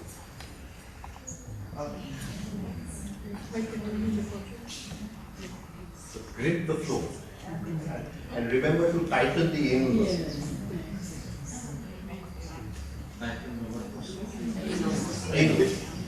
At this point, tighten the anal. It can be done anywhere, even in the lift it can be done. Yes. Rajen, to which age groups would you recommend these exercises? I'm referring to the younger people. See, with my daughter, I was not there most of the time. I was traveling a lot. But with my son, I used to make it a point that when he was very young, I would go to sleep with him and tell him a story. And the rule was that I would play the music softly. And I'd say, I'm watching your breathing. If you breathe with the music, I tell the story. So on and off in between the story, I would try to see whether he was breathing with the music. And I never told him to do the exercises. Then when he was, I would say about 7, we must start the exercises. I think when he was 8 or 9, at that time these new, CD players had come in the market. Where you wear this and you have a CD player. So he said, I want a CD player. So I said, CD player, okay, one promise that you do the exercises every day. CD player. I can't say he did it every day, but he's pretty regular in his exercises. Right? With my daughter, she just refused. I'm not going to do them. I won't do them. And unfortunately, I missed a lot of her childhood because I was traveling a lot by then, which I try to fulfill whenever I'm with her, even now. Because I know that gap is there in her subconscious, which I try to fill that gap as much as possible. But suddenly she has just started doing the exercises. About a year ago, 11 or so, she started on her own and she's doing it every day without fail. I think she's more regular than my son also. She started doing the exercises. So, but that happened automatically. But with my son, this I made him do. This rhythmic breathing when he was. I used to do it with my daughter also, but not so often as I was able to do it with. And the problem at night is always that we are watching TV when the children go to sleep. And we have to sacrifice those 10-15 minutes of TV to put them to sleep. If we can sacrifice that 15 minutes of TV, tell them the story and make them breathe in rhythm as a payment for the story, we'll never have to tell that child anything in life again. We won't have to tell him this is right, this is wrong, do this, don't do this, everything they'll do on their own. Right? Just if they can breathe in rhythm. So start with the rhythmic breathing as early as possible. The exercise is after 7. Okay, thank you. Jai Shri Krishna. Good night.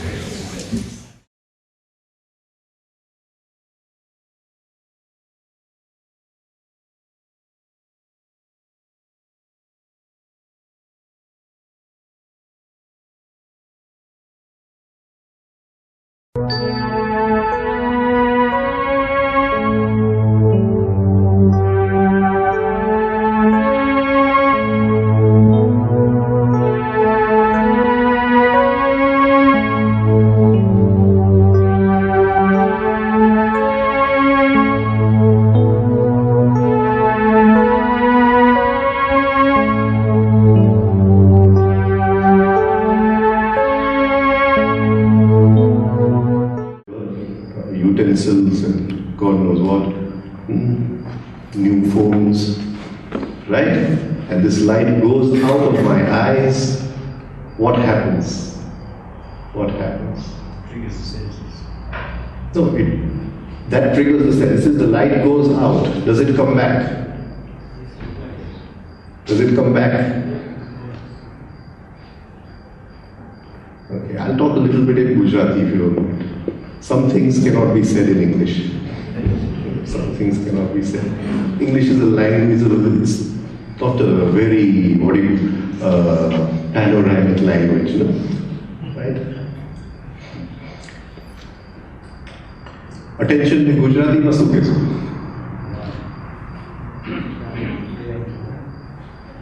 શું કહેશો? Attention ને ગુજરાતીમાં શું કહેશો? ધ્યાન. What else? Jeev. શું કહેશો એ? Jeev. Right? If I go to the shop, the attention goes out and I come back home and I say કે હવે એ ગાડી વગર મને ચાલશે નહીં. એટલે શું કહેશો આપણો? શું કહેશો?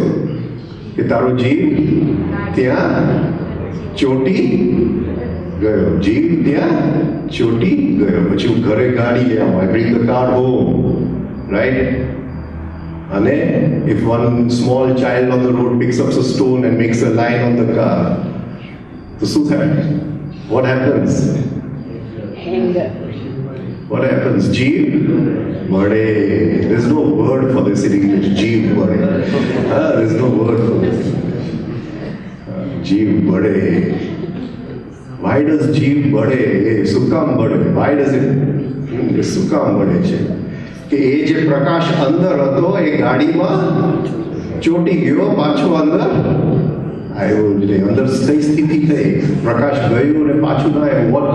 What do we call that condition inside? The absence of light. અવિદ્યા. હવે ક્યાં મારો જીવ ચોટેલો છે? ક્યાં જીવ ચોટેલો છે? બોલો. ગાડીમાં ચોટેલો છે, રાઈટ? બેંક બેલેન્સમાં ચોટેલો છે, ઘરમાં ચોટેલો છે. How many places?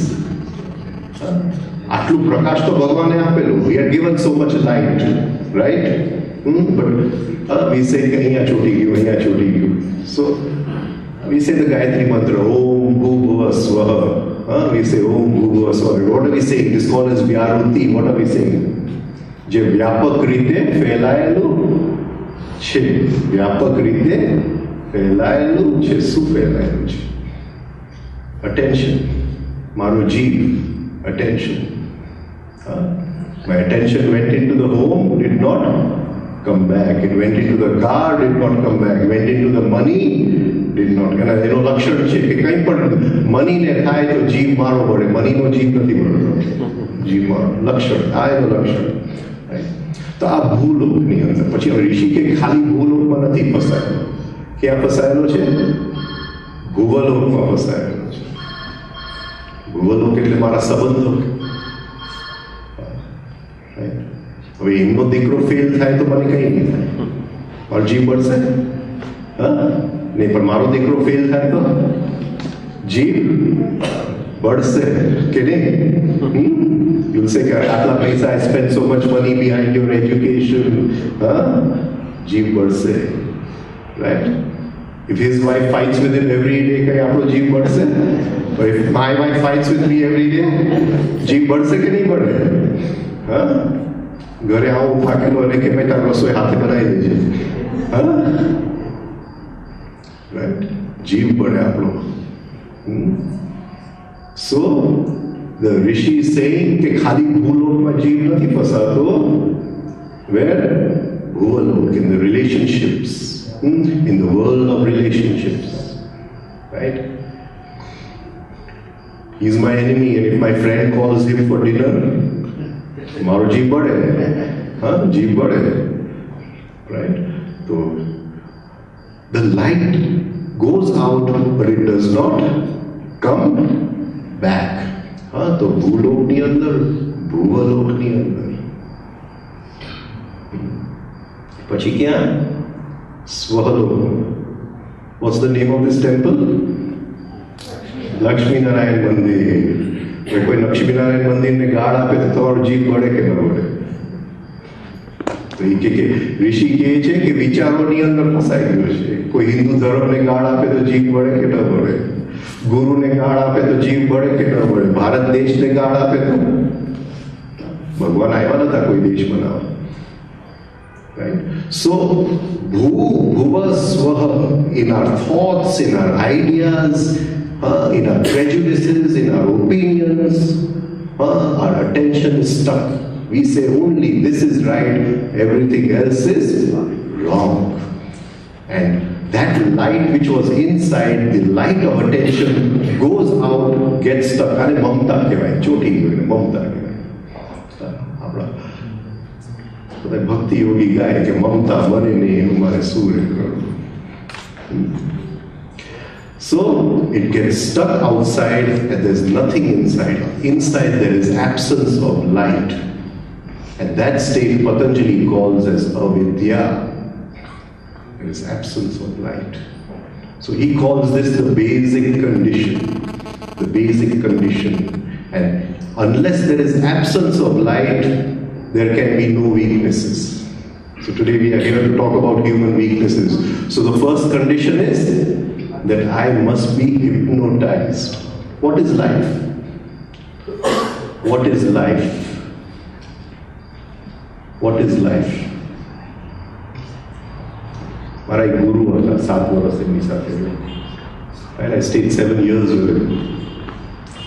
And he used to tell me, do you want to know what is life? Go to a movie theater and don't see the movie. Don't see the movie. Take one chair, put it near the screen and sit opposite and see everybody's eyes. Right? What does it mean? What is life? What is life? Bolo, bolo. One event after the other. एक घटना पूरी થાય ત્યાં બીજી ચાલુ થાય, ત્રીજી ઘટના, ચોથી ઘટના. And what happens in these events? What happens? What happens in these events? Are we hypnotized by these events? Every event in life hypnotizes. When I say I have a problem, what do I mean? મને problem છે. What do I mean when I say I have a problem? What do I mean? I am in a event and that event has hypnotized me. Right? Can we break free of this hypnosis of life? How are we going to break free? The Gita Ji starts with one character and his name is Dhritarashtra. His name is Dhritarashtra. And Dhritarashtra starts the Gita by asking Sanjay, what is happening to my sons? Was he really blind, Dhritarashtra? Was he physically blind, or is Vyasji talking about some other kind of blindness? Was he physically blind? I don't think Vyasji was bothered about physical blindness. He was talking about something much deeper. He was saying that all his light was stuck in his children. There was nothing left inside. Is this our condition or not? Is this our condition or not? યાત્રા તો કરવી છે, પણ યાત્રા કરવા માટે મૂડી નથી. મૂડી તો બધે ફસાયેલી પડી છે. You want to go on a journey? No money. All the money is stuck in the car, in the this, in the that. And we keep on singing the whole life the Gayatri Mantra. We keep on going to the temple, doing the pujas, doing that. But nothing can change if we are still hypnotized by every event in life. How do we break free of this hypnosis? So Patanjali is saying for the human weaknesses to operate, there must be a condition of hypnosis. There must be a condition of absence of light, which he calls as avidya. This is the basic condition. And we all live in this darkness called avidya from the day we are born till the day we die. And in this dark room that we are living in, we get married, we get a degree, we have children, we build factories, we build businesses, we have money, we think we are very happy and we die. That's the end of the matter. And we don't realize for a single moment that we are living in a dark room. Because there's no light. All the light has been wasted. That Atma had given us this much of mudi, this much of capital called light, attention, which we wasted everywhere. And Patanjali says that when this avidya is there, the first weakness is called asmita. Asmita is I. Where does it start? Where does this asmita start? Asmita is I. Where does it start? How do we feel I? Tell me, so easy, so easy. No, let's start with something simple. Definitely the ego, right? You're very right. But let's start with something simple. Something simple.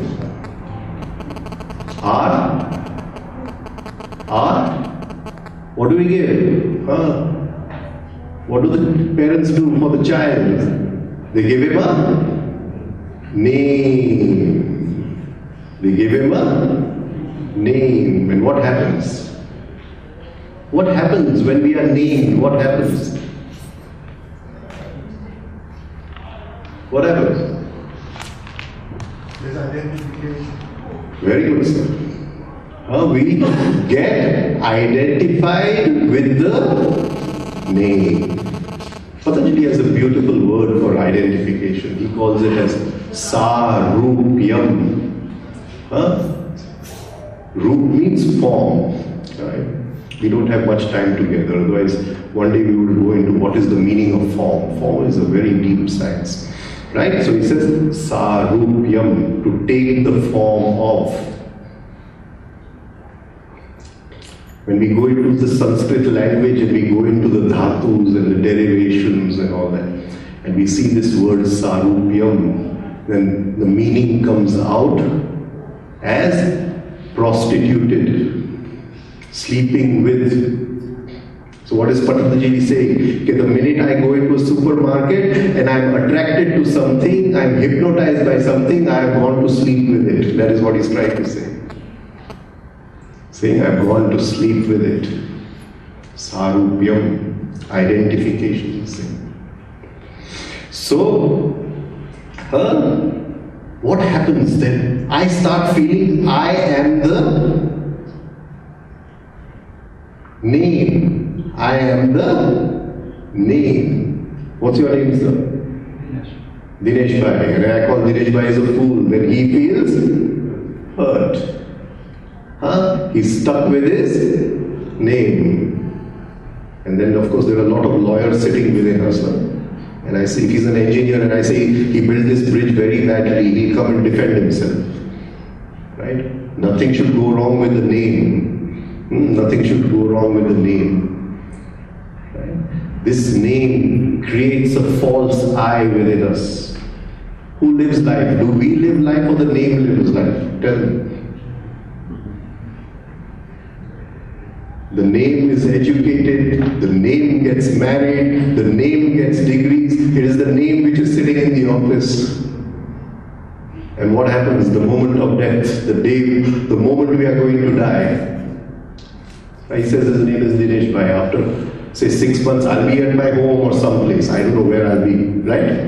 And I'll say that I met that person over there, but I can't remember his name. What will happen when, on the moment, we are just on the moment of dying, what will happen? What will happen? What is the last thing that happens when we die? Nobody knows.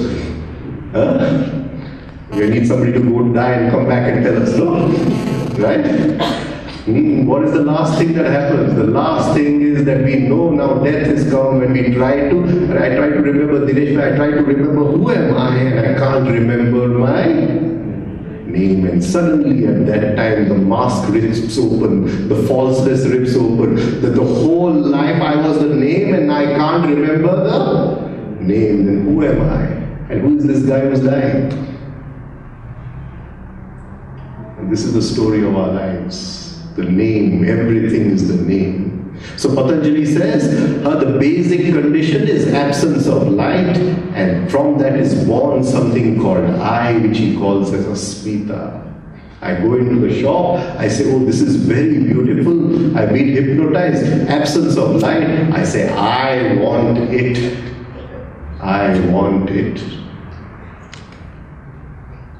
Right? So, the first weakness, asmita, which moves in the field of avidya, in the kshetra of avidya. And then, I am attracted to this or repelled by this. Have you ever thought what is attraction and repulsion? Have you ever sat down to think, what is this law of attraction and repulsion, which he is calling as rag and dvesh? I'm attracted to this girl, and if she does not marry me, I'm going to commit suicide. What is this attraction and repulsion? Desire. Desire. What is it? What is it? It is a basic law of life, no? Before I know, before I am aware that I like this thing, I have already been attracted. I have already been. Do you know how fast it works? Can you imagine how fast it works? Rag and dvesh. Wherever I go, people are lecturing, please be free of rag and dvesh. But nobody's saying of how fast it works. How fast it works. Now supposing there is rag, what is the second step after that rag? Or dvesh, what is the second step? What is the second step? Like and dislike. I say I like it, that means before liking it I was already attracted to it. Am I coming across? Are you understanding what I'm trying to say? That before the like happened in my heart, that I like it, I was already, that attraction happened very fast. I became aware of it when I say I like it.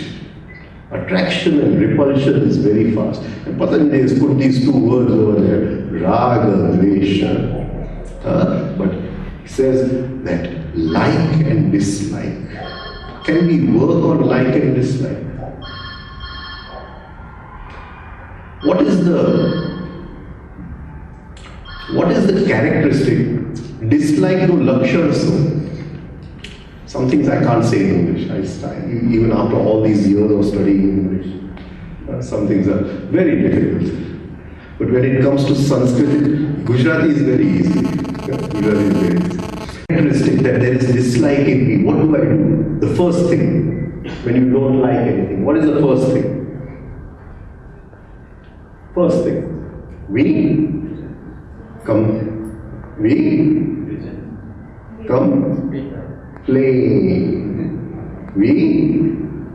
complain. How many of us have complained today? The tea was cold, there was too much salt in the food, the weather was bad, and of course the government doesn't do anything right. How many of us complain? When I went to my guru, the first thing he told me, that in the dictionary of a disciple, you scratch out the word complain. Disciple is not allowed to complain about anything. It takes years to work on our likes and dislikes. Are you understanding this rag and dvesh, human weaknesses? I'm going to make you sit here today. Now, just think about it, that we have a conscious mind, we have a subconscious mind. The conscious mind is only so much, subconscious maybe 10 times, and we have an unconscious mind. And there are so many things lying in our subconscious and unconscious mind which we are totally unaware of. There's no light. There's no light. Now we talk about like and dislike, rag and dvesh. There may be somebody who comes to my home and I can't stand him. Jaldi jaye to sara. You get what I'm saying? મને આ વ્યક્તિ ગમતો જ નથી. What am I saying? In terms of the conscious, subconscious and unconscious. What am I saying? મને આ વ્યક્તિ ગમતો નથી. મારાથી સહન નથી. I can't. It doesn't work with me. I can't stand him for a single moment. Right? So, there is that dvesh, rejection. Dvesh. What does it mean? What does it mean? What does it mean? And it could, we don't only put it as vyakti, it could be for a thing or anything. Anything. What does it mean? And in terms of conscious mind, subconscious mind, unconscious mind. We'll take one sentence of Jesus. The mote that I see in thy brother's eyes is your own. Jesus says the mote means anger. Mote means anger. The mote that I see in thy brother's eye is your own. When I say you are an angry person, what am I saying? I am an angry person. Jesus is saying something like this, right? Okay. Now what does it mean? I don't like this person. There is dvesh, repulsion. This person is very repulsive. Now in terms of conscious mind, subconscious mind, unconscious mind, what does it mean? That somewhere in my unconscious mind, I am that person. I'm not running away from him, I'm only running away from myself. Only running away from myself. We cannot run away from anyone.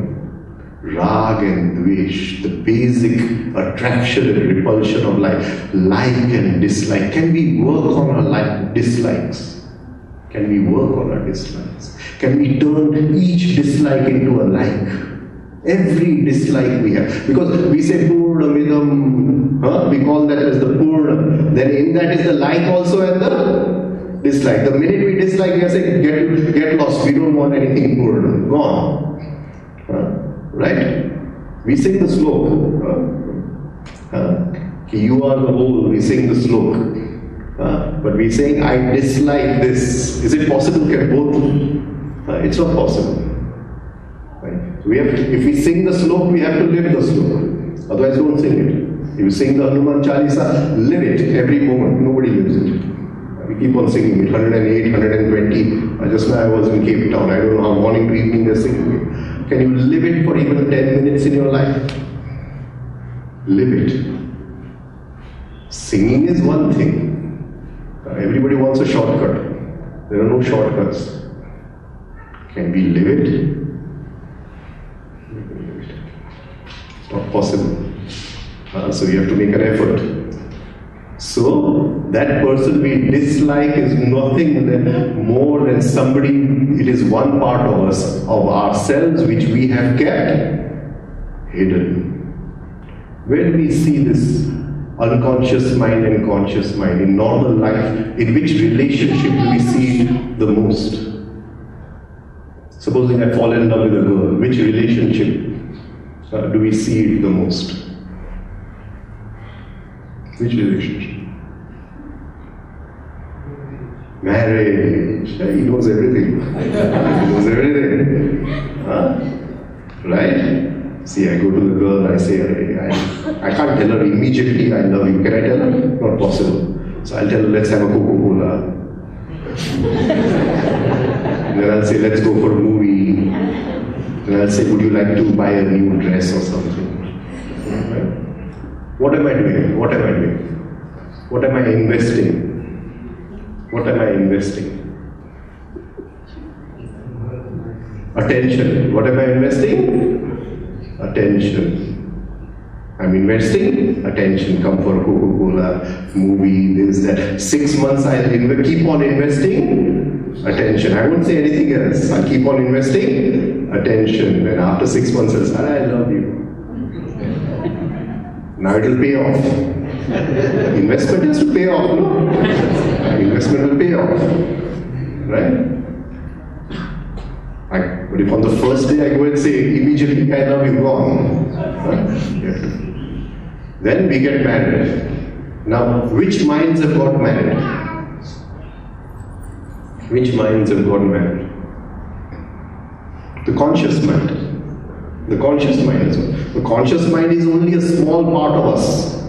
It is not us. It is the most false part of us. So the two conscious minds have got married. Right? Then comes the law of the pendulum. You know the law of the pendulum? What does the law of the pendulum say? The law of the pendulum says that every emotion, every thought we have is balanced by its opposite. So if I say to her, I love her, somewhere deep down I also hate her. Love and hate go together.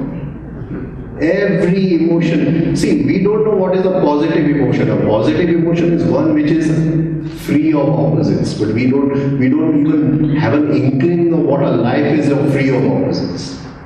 Right? So I say I love you, but deep down there is hate in my unconscious. I can't see it. I say the market went up today. I'm very happy. But tomorrow it's going to go down. I can't see that. I can't see that. This is the law of the pendulum. Everything is balanced by its opposite. You know, in what do you call it? In the Shastra, what is this law called? The law of the pendulum. What is it called in Shastra? What do we call it? We pray to him every day. What is it called? The law of the pendulum. What do we call it in Shastra? Yam. Yam. Yam means resistance. Yam means resistance. The law that everything cannot continue forever. At some point it has to change. If summer says there should be no winter, I will continue forever. It's not possible. At one point Yam will come and the pendulum will change direction. Summer will become winter. If the sea says, no, I will eat up all the land, he comes to eat up all the land, but the sand will say, I'm stopping you, I'm not allowing you to eat up all the land. This is the law of Yam. The pendulum changes from love to hate to love, the law of Yam. That bit changes. Everything is controlled by this law. Everything is ruled by this law. Just now we feel we are going to live forever, and in this life we are going to fulfill all our desires. Nobody's desires are ever going to be fulfilled because that law is lying there. Yum, everything has to change. Right? So the pendulum swings and we get married. And after 6 months, she'll say, let's go for a movie. I'll say, I've got too much work at the office. Now the pendulum has gone from this extreme to that extreme. We don't see what is lying in our unconscious minds. It takes years of hard work, hard practice, self-observation to be aware of what is lying inside. So Patanjali says these are the basic weaknesses: asmita, raga, dvesha. And then he gives one final weakness called abhinivesh, the sense of continuity. Every father, he feels that if all my desires are not fulfilled, then maybe some will be fulfilled in my son. And that is why we give the son the name Putra.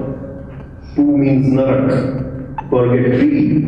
Pu means Narak. Pu trayate putra. The one which takes us beyond suffering is Putra. Which takes us beyond suffering. When in the dialogues of Shakuntala and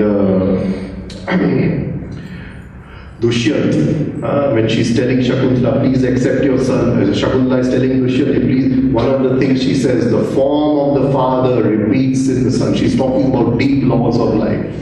Shakuntala. But of course, we are meeting for only 1 or 2 times, so it's going to be difficult for me to go into all this. But these are the basic weaknesses, the sense of continuity. Right? The I does not want to die. And these 4 are always playing in the field of avidya. They're playing. The minute we take away the field of avidya, we become aware, the light comes back. These 4 cannot. We are free of the basic weaknesses of the human race. What are these 4? What are these 4? They are the master files. They are the master files. If I have a factory making records, in my go down, I have a number of records which I am going to send to all my dealers. But in my safe in my office, I have a master record from which I make copies. These are the 4 master files. Out of that, the go down of karma. Patanjali calls it karma ashay, the go down of karma, where all the karma is ashay, ashroleche. Where all the karma is sleeping happily, all the mal lying in the go down, the goods lying in the go down, right? But they have been born out of these 4. If we can destroy these 4 master files, then we cannot create any new karma. That is it. So, that is the basic thing. These are the basic weaknesses of the human race. Now, these weaknesses, they operate in certain ways, and they operate with 6 friends. They are called 6 friends. From these 4 are born 6 friends, and they are born because of certain laws in the body-brain system. And this is because there are certain brains in the body-brain system called chakras. I don't want to take you all on a chakra today, so I'll just make it simple. Chakras. Everybody talks about chakras, it's all chakra. All chakra. I've yet to see one authentic book on chakras. I've yet to see one authentic lecture on chakras. All nonsense. Right? Nobody explains what they're doing. So these 4 weaknesses are lying in the base chakra. It is called Mooladhara. And Mooladhara has a quality. It has the law of gravitation. The law, because of the earth element. The law of gravitation. It attracts. It attracts. I go to the shop, I see a beautiful thing, I get attracted. That is the law of gravitation. And that is lying in the Moola. That is natural. But when I say I am attracted, it becomes raga. You get what I'm trying to say? So that law of attraction in the Mooladhara gives rise to one weakness which we call as Lobh, greed. Because I want to talk about many other things, I'm just going very fast into all this. Right?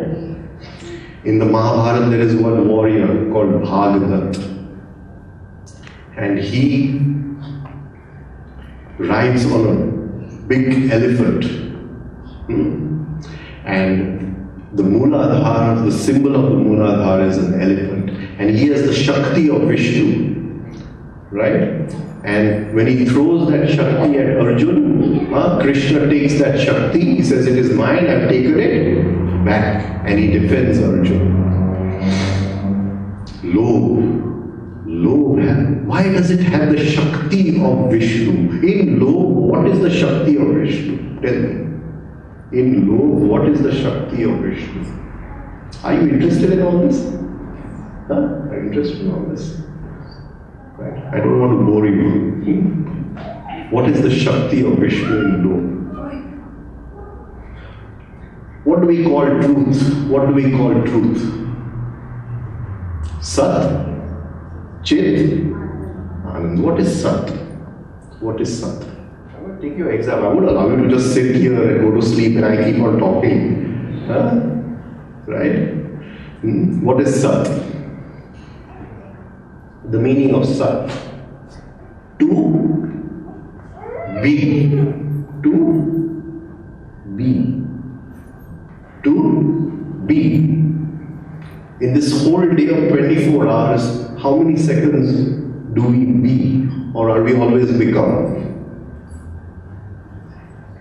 Any moment where we just be, right? If your son comes in front of you, you become a mother. But before that, have you felt that just I am not a mother? By his coming in, I have become a mother. Before that, what was I? Or the husband comes in, you become a wife. But what were you before that? The servant comes in, you become a master, and the boss comes in, you become an employee. What were we before that? For 1 second, why 1 minute, few seconds in the day, can we just be, not become anything? Not even become our name, just to be. The feeling to be, that is Sat. So we say that it has a being, it has a presence, right? And that's Sat. So I feel like talking about so many things. What to do? You know, when a disciple goes to the Guru, the poor disciple, his attention is attracted in life, and now he's gone to the Guru, something in him tells him to go to the Guru. So the first thing the Guru says that you are under the law of gravitation. You are under the law of gravitation. You see a good thing, you like it. You can't do anything. And you see a bad thing, you dislike it. And the disciple works. He works on himself to be free of this law of gravitation. And he creates something called an inner magnetism. He comes under the law of magnetism. And the law of magnetism suddenly starts changing things in life. Till today, he had some friends, but because of the law of magnetism, those friends will go away, new friends will come. And suddenly you'll see that the events in life are changing. That for my sadhana, for my inner effort, suddenly life is helping me. That is the law of magnetism. And this is the disciple for years, he works in this law of magnetism. To make an effort to go in towards that inner Atma. He goes step by step by step. The journey is only 2 millimeters inside. It's only 2 millimeters, but that 2 millimeters is 1,000 days. He goes slowly, he goes inside, and at one point he leaves the law of magnetism, because that is Sat. What is that? Sat. And Sat has its own, just by being, it has its own force of attraction. And now the disciple does not have to do anything. That inner Atma attracts him, or he comes under the law of grace. The law of grace. So, just by being, So, in that Lobh, which Shakti is there, or Vishnu? The presence of Vishnu to attract things. That is his original Shakti, Sat. Right? So, Krishna says that, okay, Bhagavad has sent this Shakti on Arjun, but I take it back, it belongs to me. So when we feel greedy inside, there is greed, but if we can be free of the personal greed, then we will enjoy the Shakti of Vishnu, Sat. Right? So the first, out of these 4 weaknesses, the first one born is greed, Lobh, in the Mooladhara. And these are the brains which transform all the impulses which come from outside. These 4, 5 chakras, every moment they are decoding so much of stuff, so much of information. Like science says, the brain decodes 3 billion bits of information every second. The Shastra says 30,000 impulses of information are coming into the body-brain system. These 5 chakras are decoding. And the next chakra is Swadhisthana. And Swadhisthana has another weakness called Kaam. Right? So out of Rag, what is born? What did you say? Desire. What is born? desire, Kaam. And Kaam cannot be killed. Kaam cannot be killed. Have you heard of Ashwatthama? What is the meaning of the word Ashwatthama? Why was he named Ashwatthama? Why was he named Ashwatthama? Because when he was born, he neighed like a horse. He made the sound of a horse. Ashwa means horse. Shwa. Shwa means today. Shwa means today. Ashwa means not today.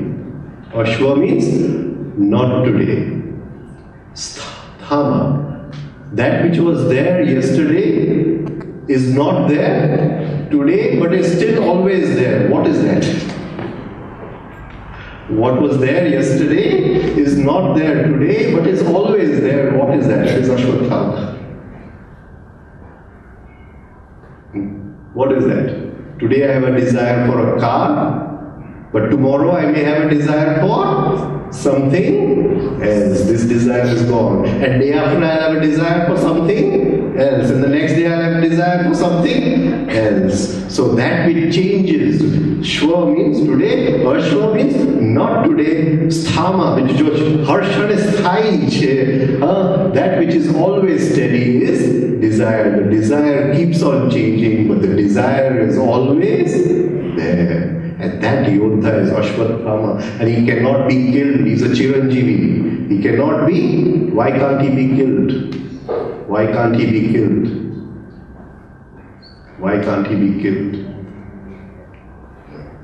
Why can't desire be killed? Because to make the universe, he had to have a desire. And if he had, of course, we call it a sankalp. We give it a good name. We give it a good name. Right? So, if he had to have a desire to make the universe, then desire can never be killed. But you can take, what does Krishna do? He takes away the money from his forehead. Desire can be made powerless. It cannot be killed. So, the second friend of these four original weaknesses is called Ashwatthama or desire. The third is in the Manipur, it is called as anger, Krodh. Right?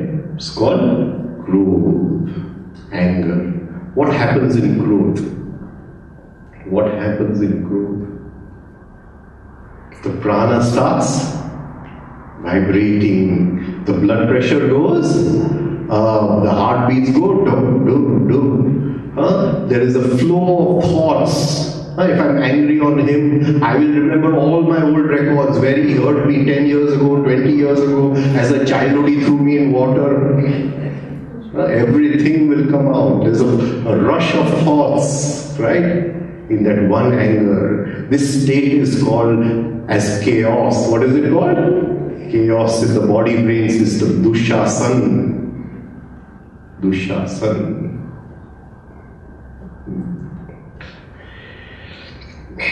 When we start the Yoga Sutra, the first sutra says, Patanjali says, Atha Yoga Anushasanam. From this moment in my life, I will follow the discipline of yoga. Till now, I followed the discipline of my five senses, the discipline of all my desires, the discipline of all my indulgences. I followed that for a long time, but enough is it? Enough. From this moment, Atha, from this moment, I decide to follow the discipline of yoga. So, right, if I want to get up in the morning to do my work, and the discipline of yoga says that, then I will do it. I will do my practices in the morning. But if to get up in the morning, I must go to sleep little early. But if there is a good movie at night, Dushasan, then I say, okay, away with Dushasan, I want Yoga Anushasanam. Right? Now I'm not going to follow the dictates of my inner desires, my senses. I'm going to follow the dictates of yoga. So from Dushasan, it becomes Anushasanam.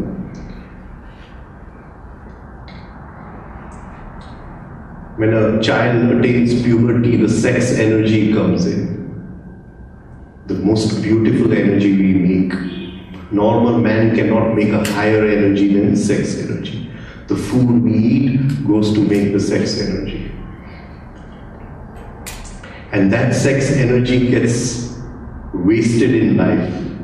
Where do we waste our sex energy? Where do children waste their sex energy? I'm not saying it is wrong. I'm just giving you a science. Let the children do what they want. I'm just giving you, it all goes in what? Today's children, where after they're 14, 15, 16, where does all their energy go? Into what? Excitement. What does it go? Excitement. They want a new mobile, a new phone, a new movie, a new this, a new that. Anything old? How can you tell them to be married to the same wife for 20 years? It's not possible. It's not possible. They want everything new every day. Everything new. Excitement. All the energy goes into excitement. So that beautiful energy is wasted. What is excitement? Excitement is Dushasan pulling the saris of Draupadi. Draupadi is a symbol of sex energy. Draupadi is the symbol of sex energy. And here Dushasan is pulling the saris. But the energy is unlimited. Because when he created the world, that very energy of creation is the sex energy. It is called Jana. Jana Tapa Satya. Jana. Jana Mahu. Jana. Om Bhuva Swaha Tat. We say that. Maha Jana Tapa Satyam. Maha Jana Tapa Satyam. Jana, the energy of creativity. Jana Mapani Shakti. From there.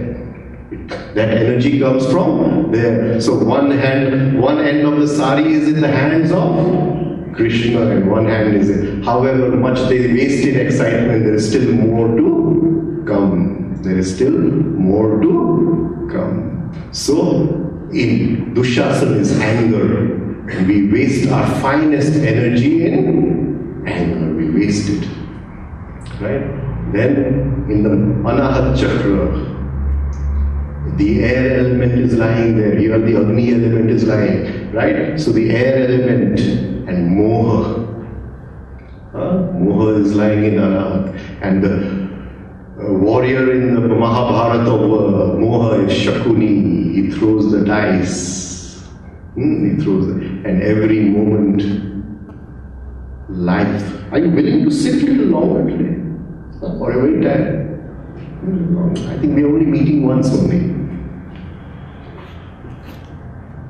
Okay. Can anyone tell me which is the source of energy, all energy? Sun. Right. Now, do we have any energy which does not come from the sun? Think about it. Not this sun. Not this sun. Not Bhargava. Any energy. Think about it. Think about it. Any energy which does not come from this sun. What happens when we go to sleep at night? What happens?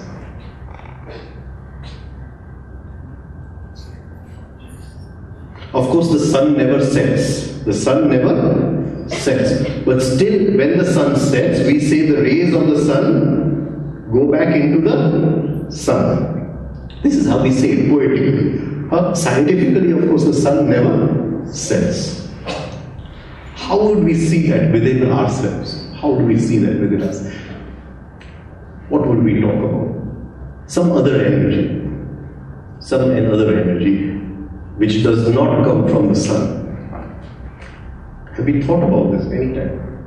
This is not a question of science. There's no way science can, find this energy in a laboratory. Maybe they'll be able to see its workings, but they'll never be able to find the source of it. Where does this energy come from and which is this energy? From the soul. From the soul. From the soul. When the soul meets the spirit.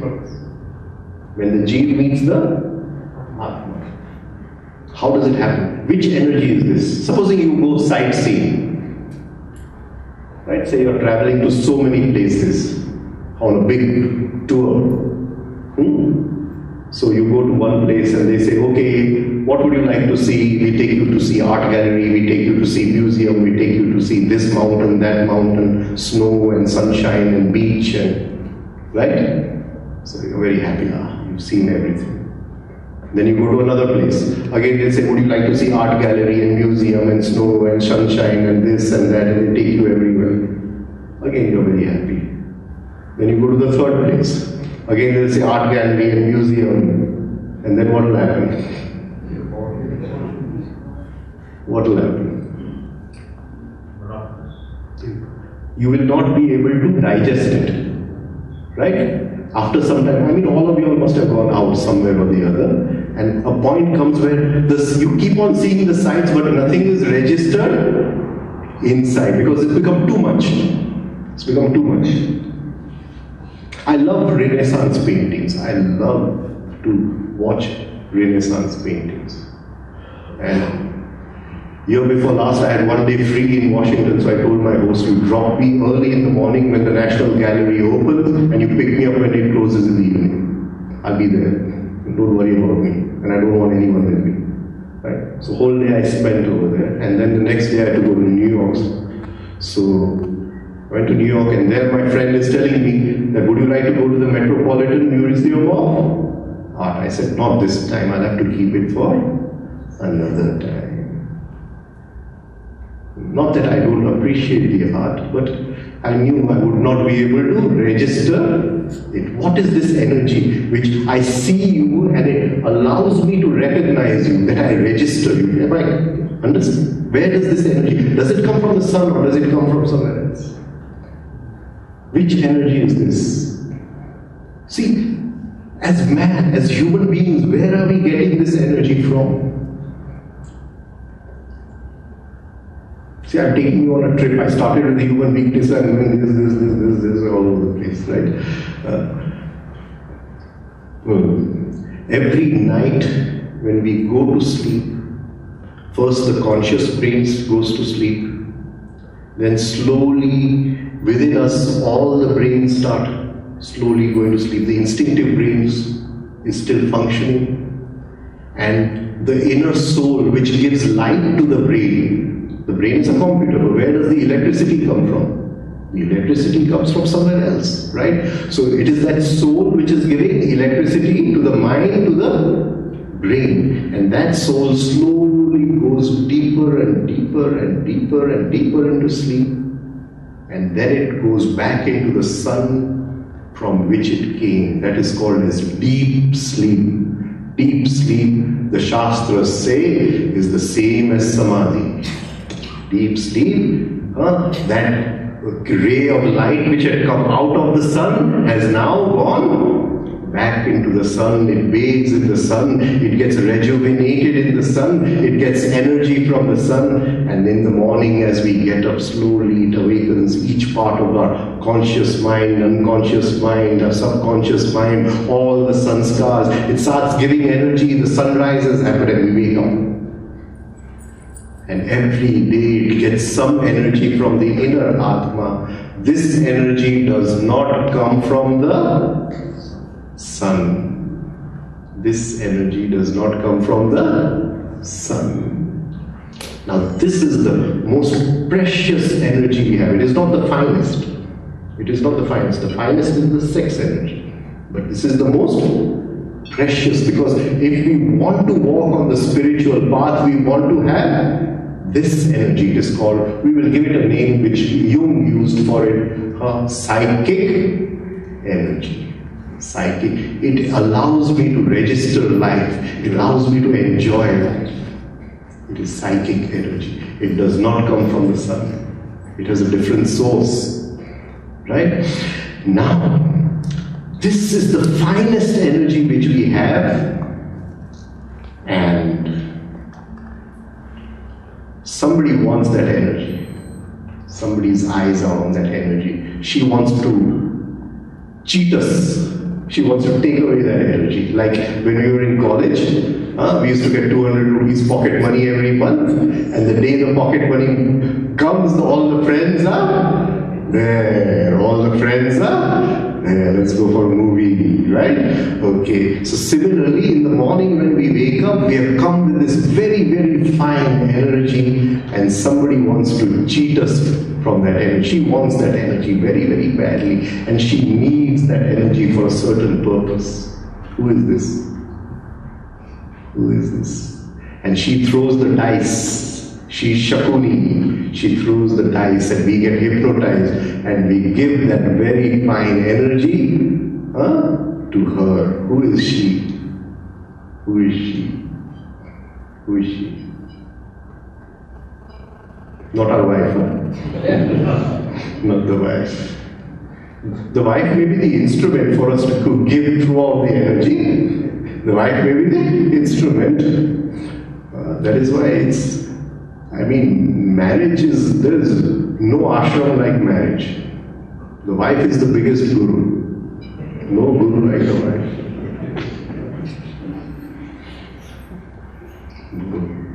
Nature. Nature knows that only man can give her this energy. She cannot get it from animals, she cannot get it from the plants, because all of them get their energy from the sun. It is only in man where the soul goes back into the Atma at night, comes back in the morning with a new energy, and nature is waiting. She wants that energy. She wants to use that energy for a specific purpose. She says the moon is a dead planet. The moon is a dead planet, but nature doesn't want a dead planet. She wants life one day to come on the moon. She wants the earth to progress into a sun. She wants the sun to become something else. She has these deep desires that all her children should grow. And she needs this very specific energy which she'll take from man and give it to the moon. We don't realize this. This is not a, that is why I said don't bring science into this. Don't bring science into this. Right? So nature is going to throw the dice. And we'll just get up in the morning, we are feeling so good, and then nature will throw a thought in our mind that yesterday he has taken 500 rupees and if he does not give it back, and then all the negative thoughts will start. I better do this, I better do the next time I'll not give money to anyone. And all that fine energy which I gather at night, I throw it out and nature takes it away. She throws the dice. From morning to evening, nature is throwing the dice in the form of events. Your son fell down at school, he's bleeding, run. Every moment nature is throwing the dice. He's Shakuni, that is Moha. And we get hypnotized, we give away this fine energy.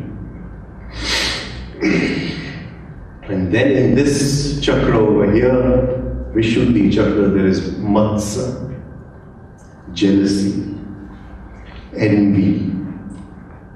Right? What is the difference between jealousy and envy? And what does jealousy give rise to? What does jealousy give rise to?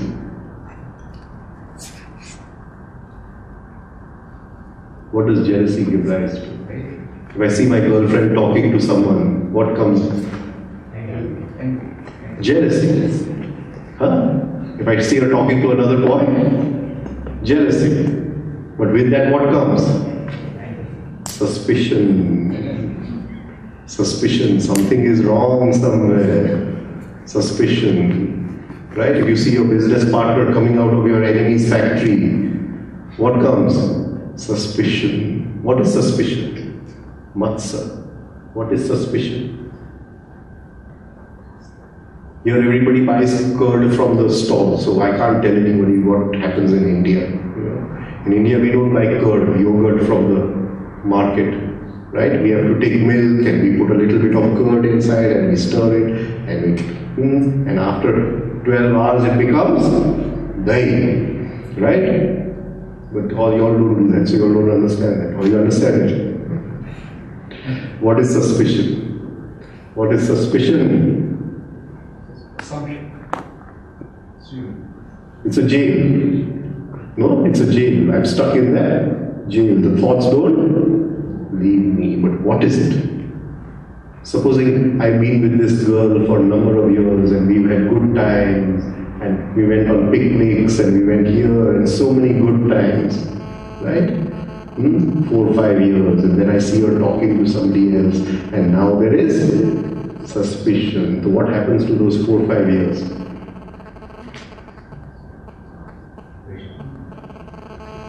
Four or 5 years of milk. Any other medwan padi kyun ke nahi? Huh? Jami kyun ke nahi?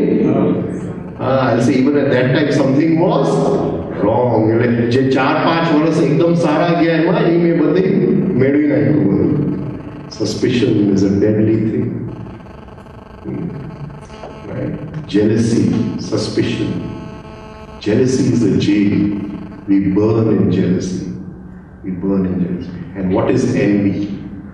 What is envy? In the Mahabharata there is one Rakshas. He's called Bakasura. Bakasura, we can take it in 2 ways. One is this monkey inside goes buck buck. Even just now you're listening to me, but everybody's monkey is going buck buck buck buck all the time. Bakasura. That Bakasura is sitting in all of us. That is one way of taking it. So Bhim is going to kill this Rakshas called Bakasura. And another way is that buck means a crane, baglo. નદીના કિનારે બગલો જોયો રે હંસલો જાણી કે કીધો તેનો સંગ રે I got identified. મીરાબાઈ ગાય છે. I got identified. હંસલો જાણી કીધો તેનો સંગ રે. જે અનિત્ય હતું મેં એમની અંદર મેં નિત્ય જોઈ લીધું. જે નાની ખુશી આવવાની હતી એની અંદર મને એમ લાગ્યું કે પરમાત્માનું મન મળી ગયા. હંસલો જાણી કીધો તેનો સંગ રે. મીરાબાઈ ગાય. Such a beautiful thing. So, baglo is a crane, and what do the baglas do? What do they do? In the monsoon, when the rivers meet the sea, they meet the ocean, there's so many fish in the rivers, and they know that death is coming because now the river is flowing into the ocean, and they're all trying to come back into the river. So at that meeting ground where the sea and the river meet, it is full of fish. And all the baglas the cranes are eating fish over there. And what happens? There's so much of fish over there. So he should not be bothered about what the other person is eating. Should be bothered about it. But the minute one crane gets a fish in his beak, he will fly because he knows the other ones are going to come behind him to steal it. Envy. We can't આપણાથી સહન ન થાય કે આપણો મિત્ર જરા આગળ વધી ગયો. એનવી ઓફ ફ્રેન્ડ સહન ન થાય એટલે કંઈક કરવું એવું કે એને નીચે પછાડી દો, બતાવી દો. Envy is for friends. Jealousy can be made positive. If I'm jealous of him coming first in class, I may try to come first in class. I can use that jealousy. I can turn it around, transform. Envy can never be transformed. But Bhim kills that Rakshas, Bakasura. So envy, Matsa. Right? So, the Yodha in the Mahabharata who, what do you call, symbolizes envy is Kritavarma. He's Krishna's cousin. And he's a big bhakt of Krishna, For him, Krishna is everything. But he was in love with Satyabhama. And Satyabhama married Krishna. So in spite of his bhakti of Krishna, there was jealousy. And because Krishna was on the side of the Pandavas, he was the only Yadav, only one person from Krishna's clan, Yadav, who went on the side of the Kauravas. To pull him down. Envy is for friends. Envy is for friends, reserved for friends. Right? So here is jealousy, envy, suspicion. These are the weaknesses lying here.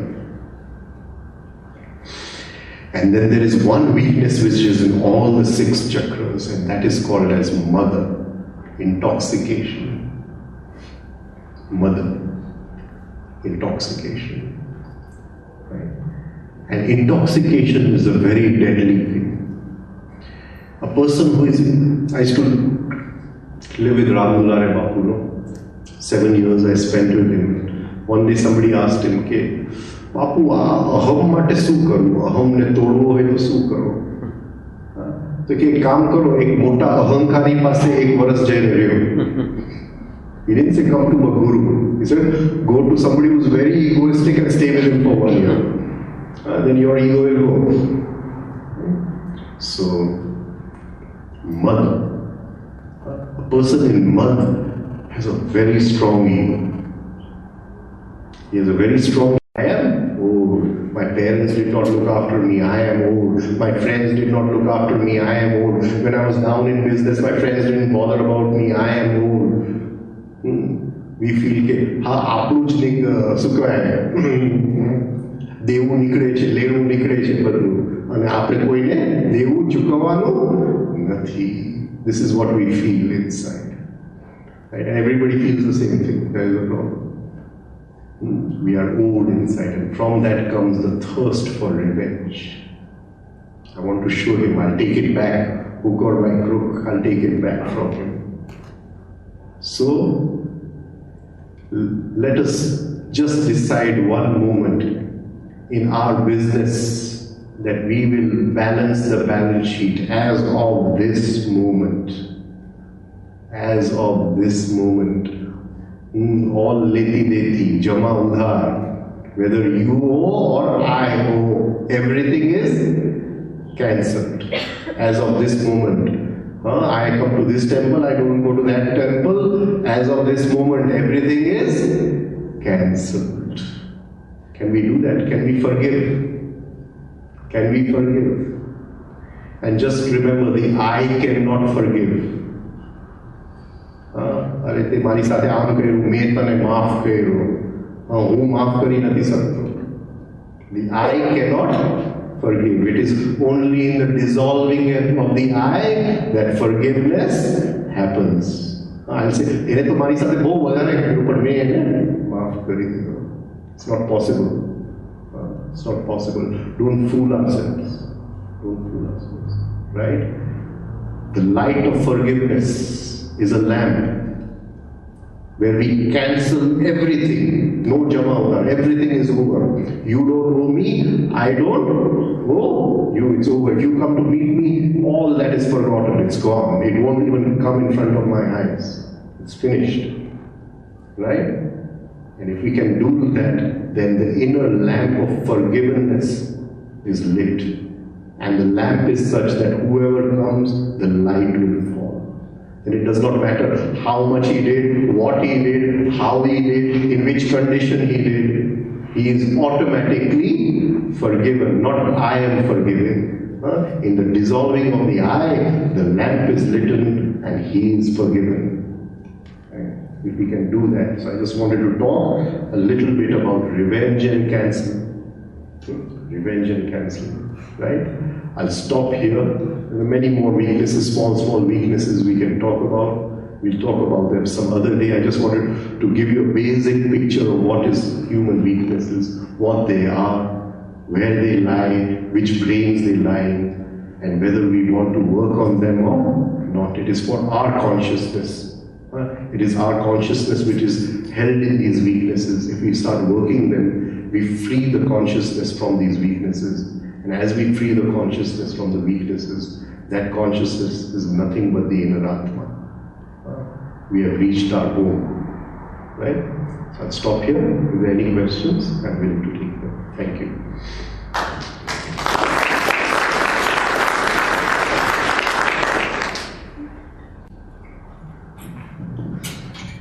Thank you, Shri Rajen Vakil, for an enlightening discourse on human weakness. Rajan is asking this, any questions you'd like to ask. Maybe I'd like to entertain one or two. Could you, anybody, I'm sure you've had something burning that you'd like to answer, Rajan. Human weakness, I think the one thing that comes to my mind would be, we all have weaknesses, and I think we all want a quick fix on those negativities that are within us. there is no quick fix. Anybody would like to ask a question? Yes, sir. You spoke about practices. You teach people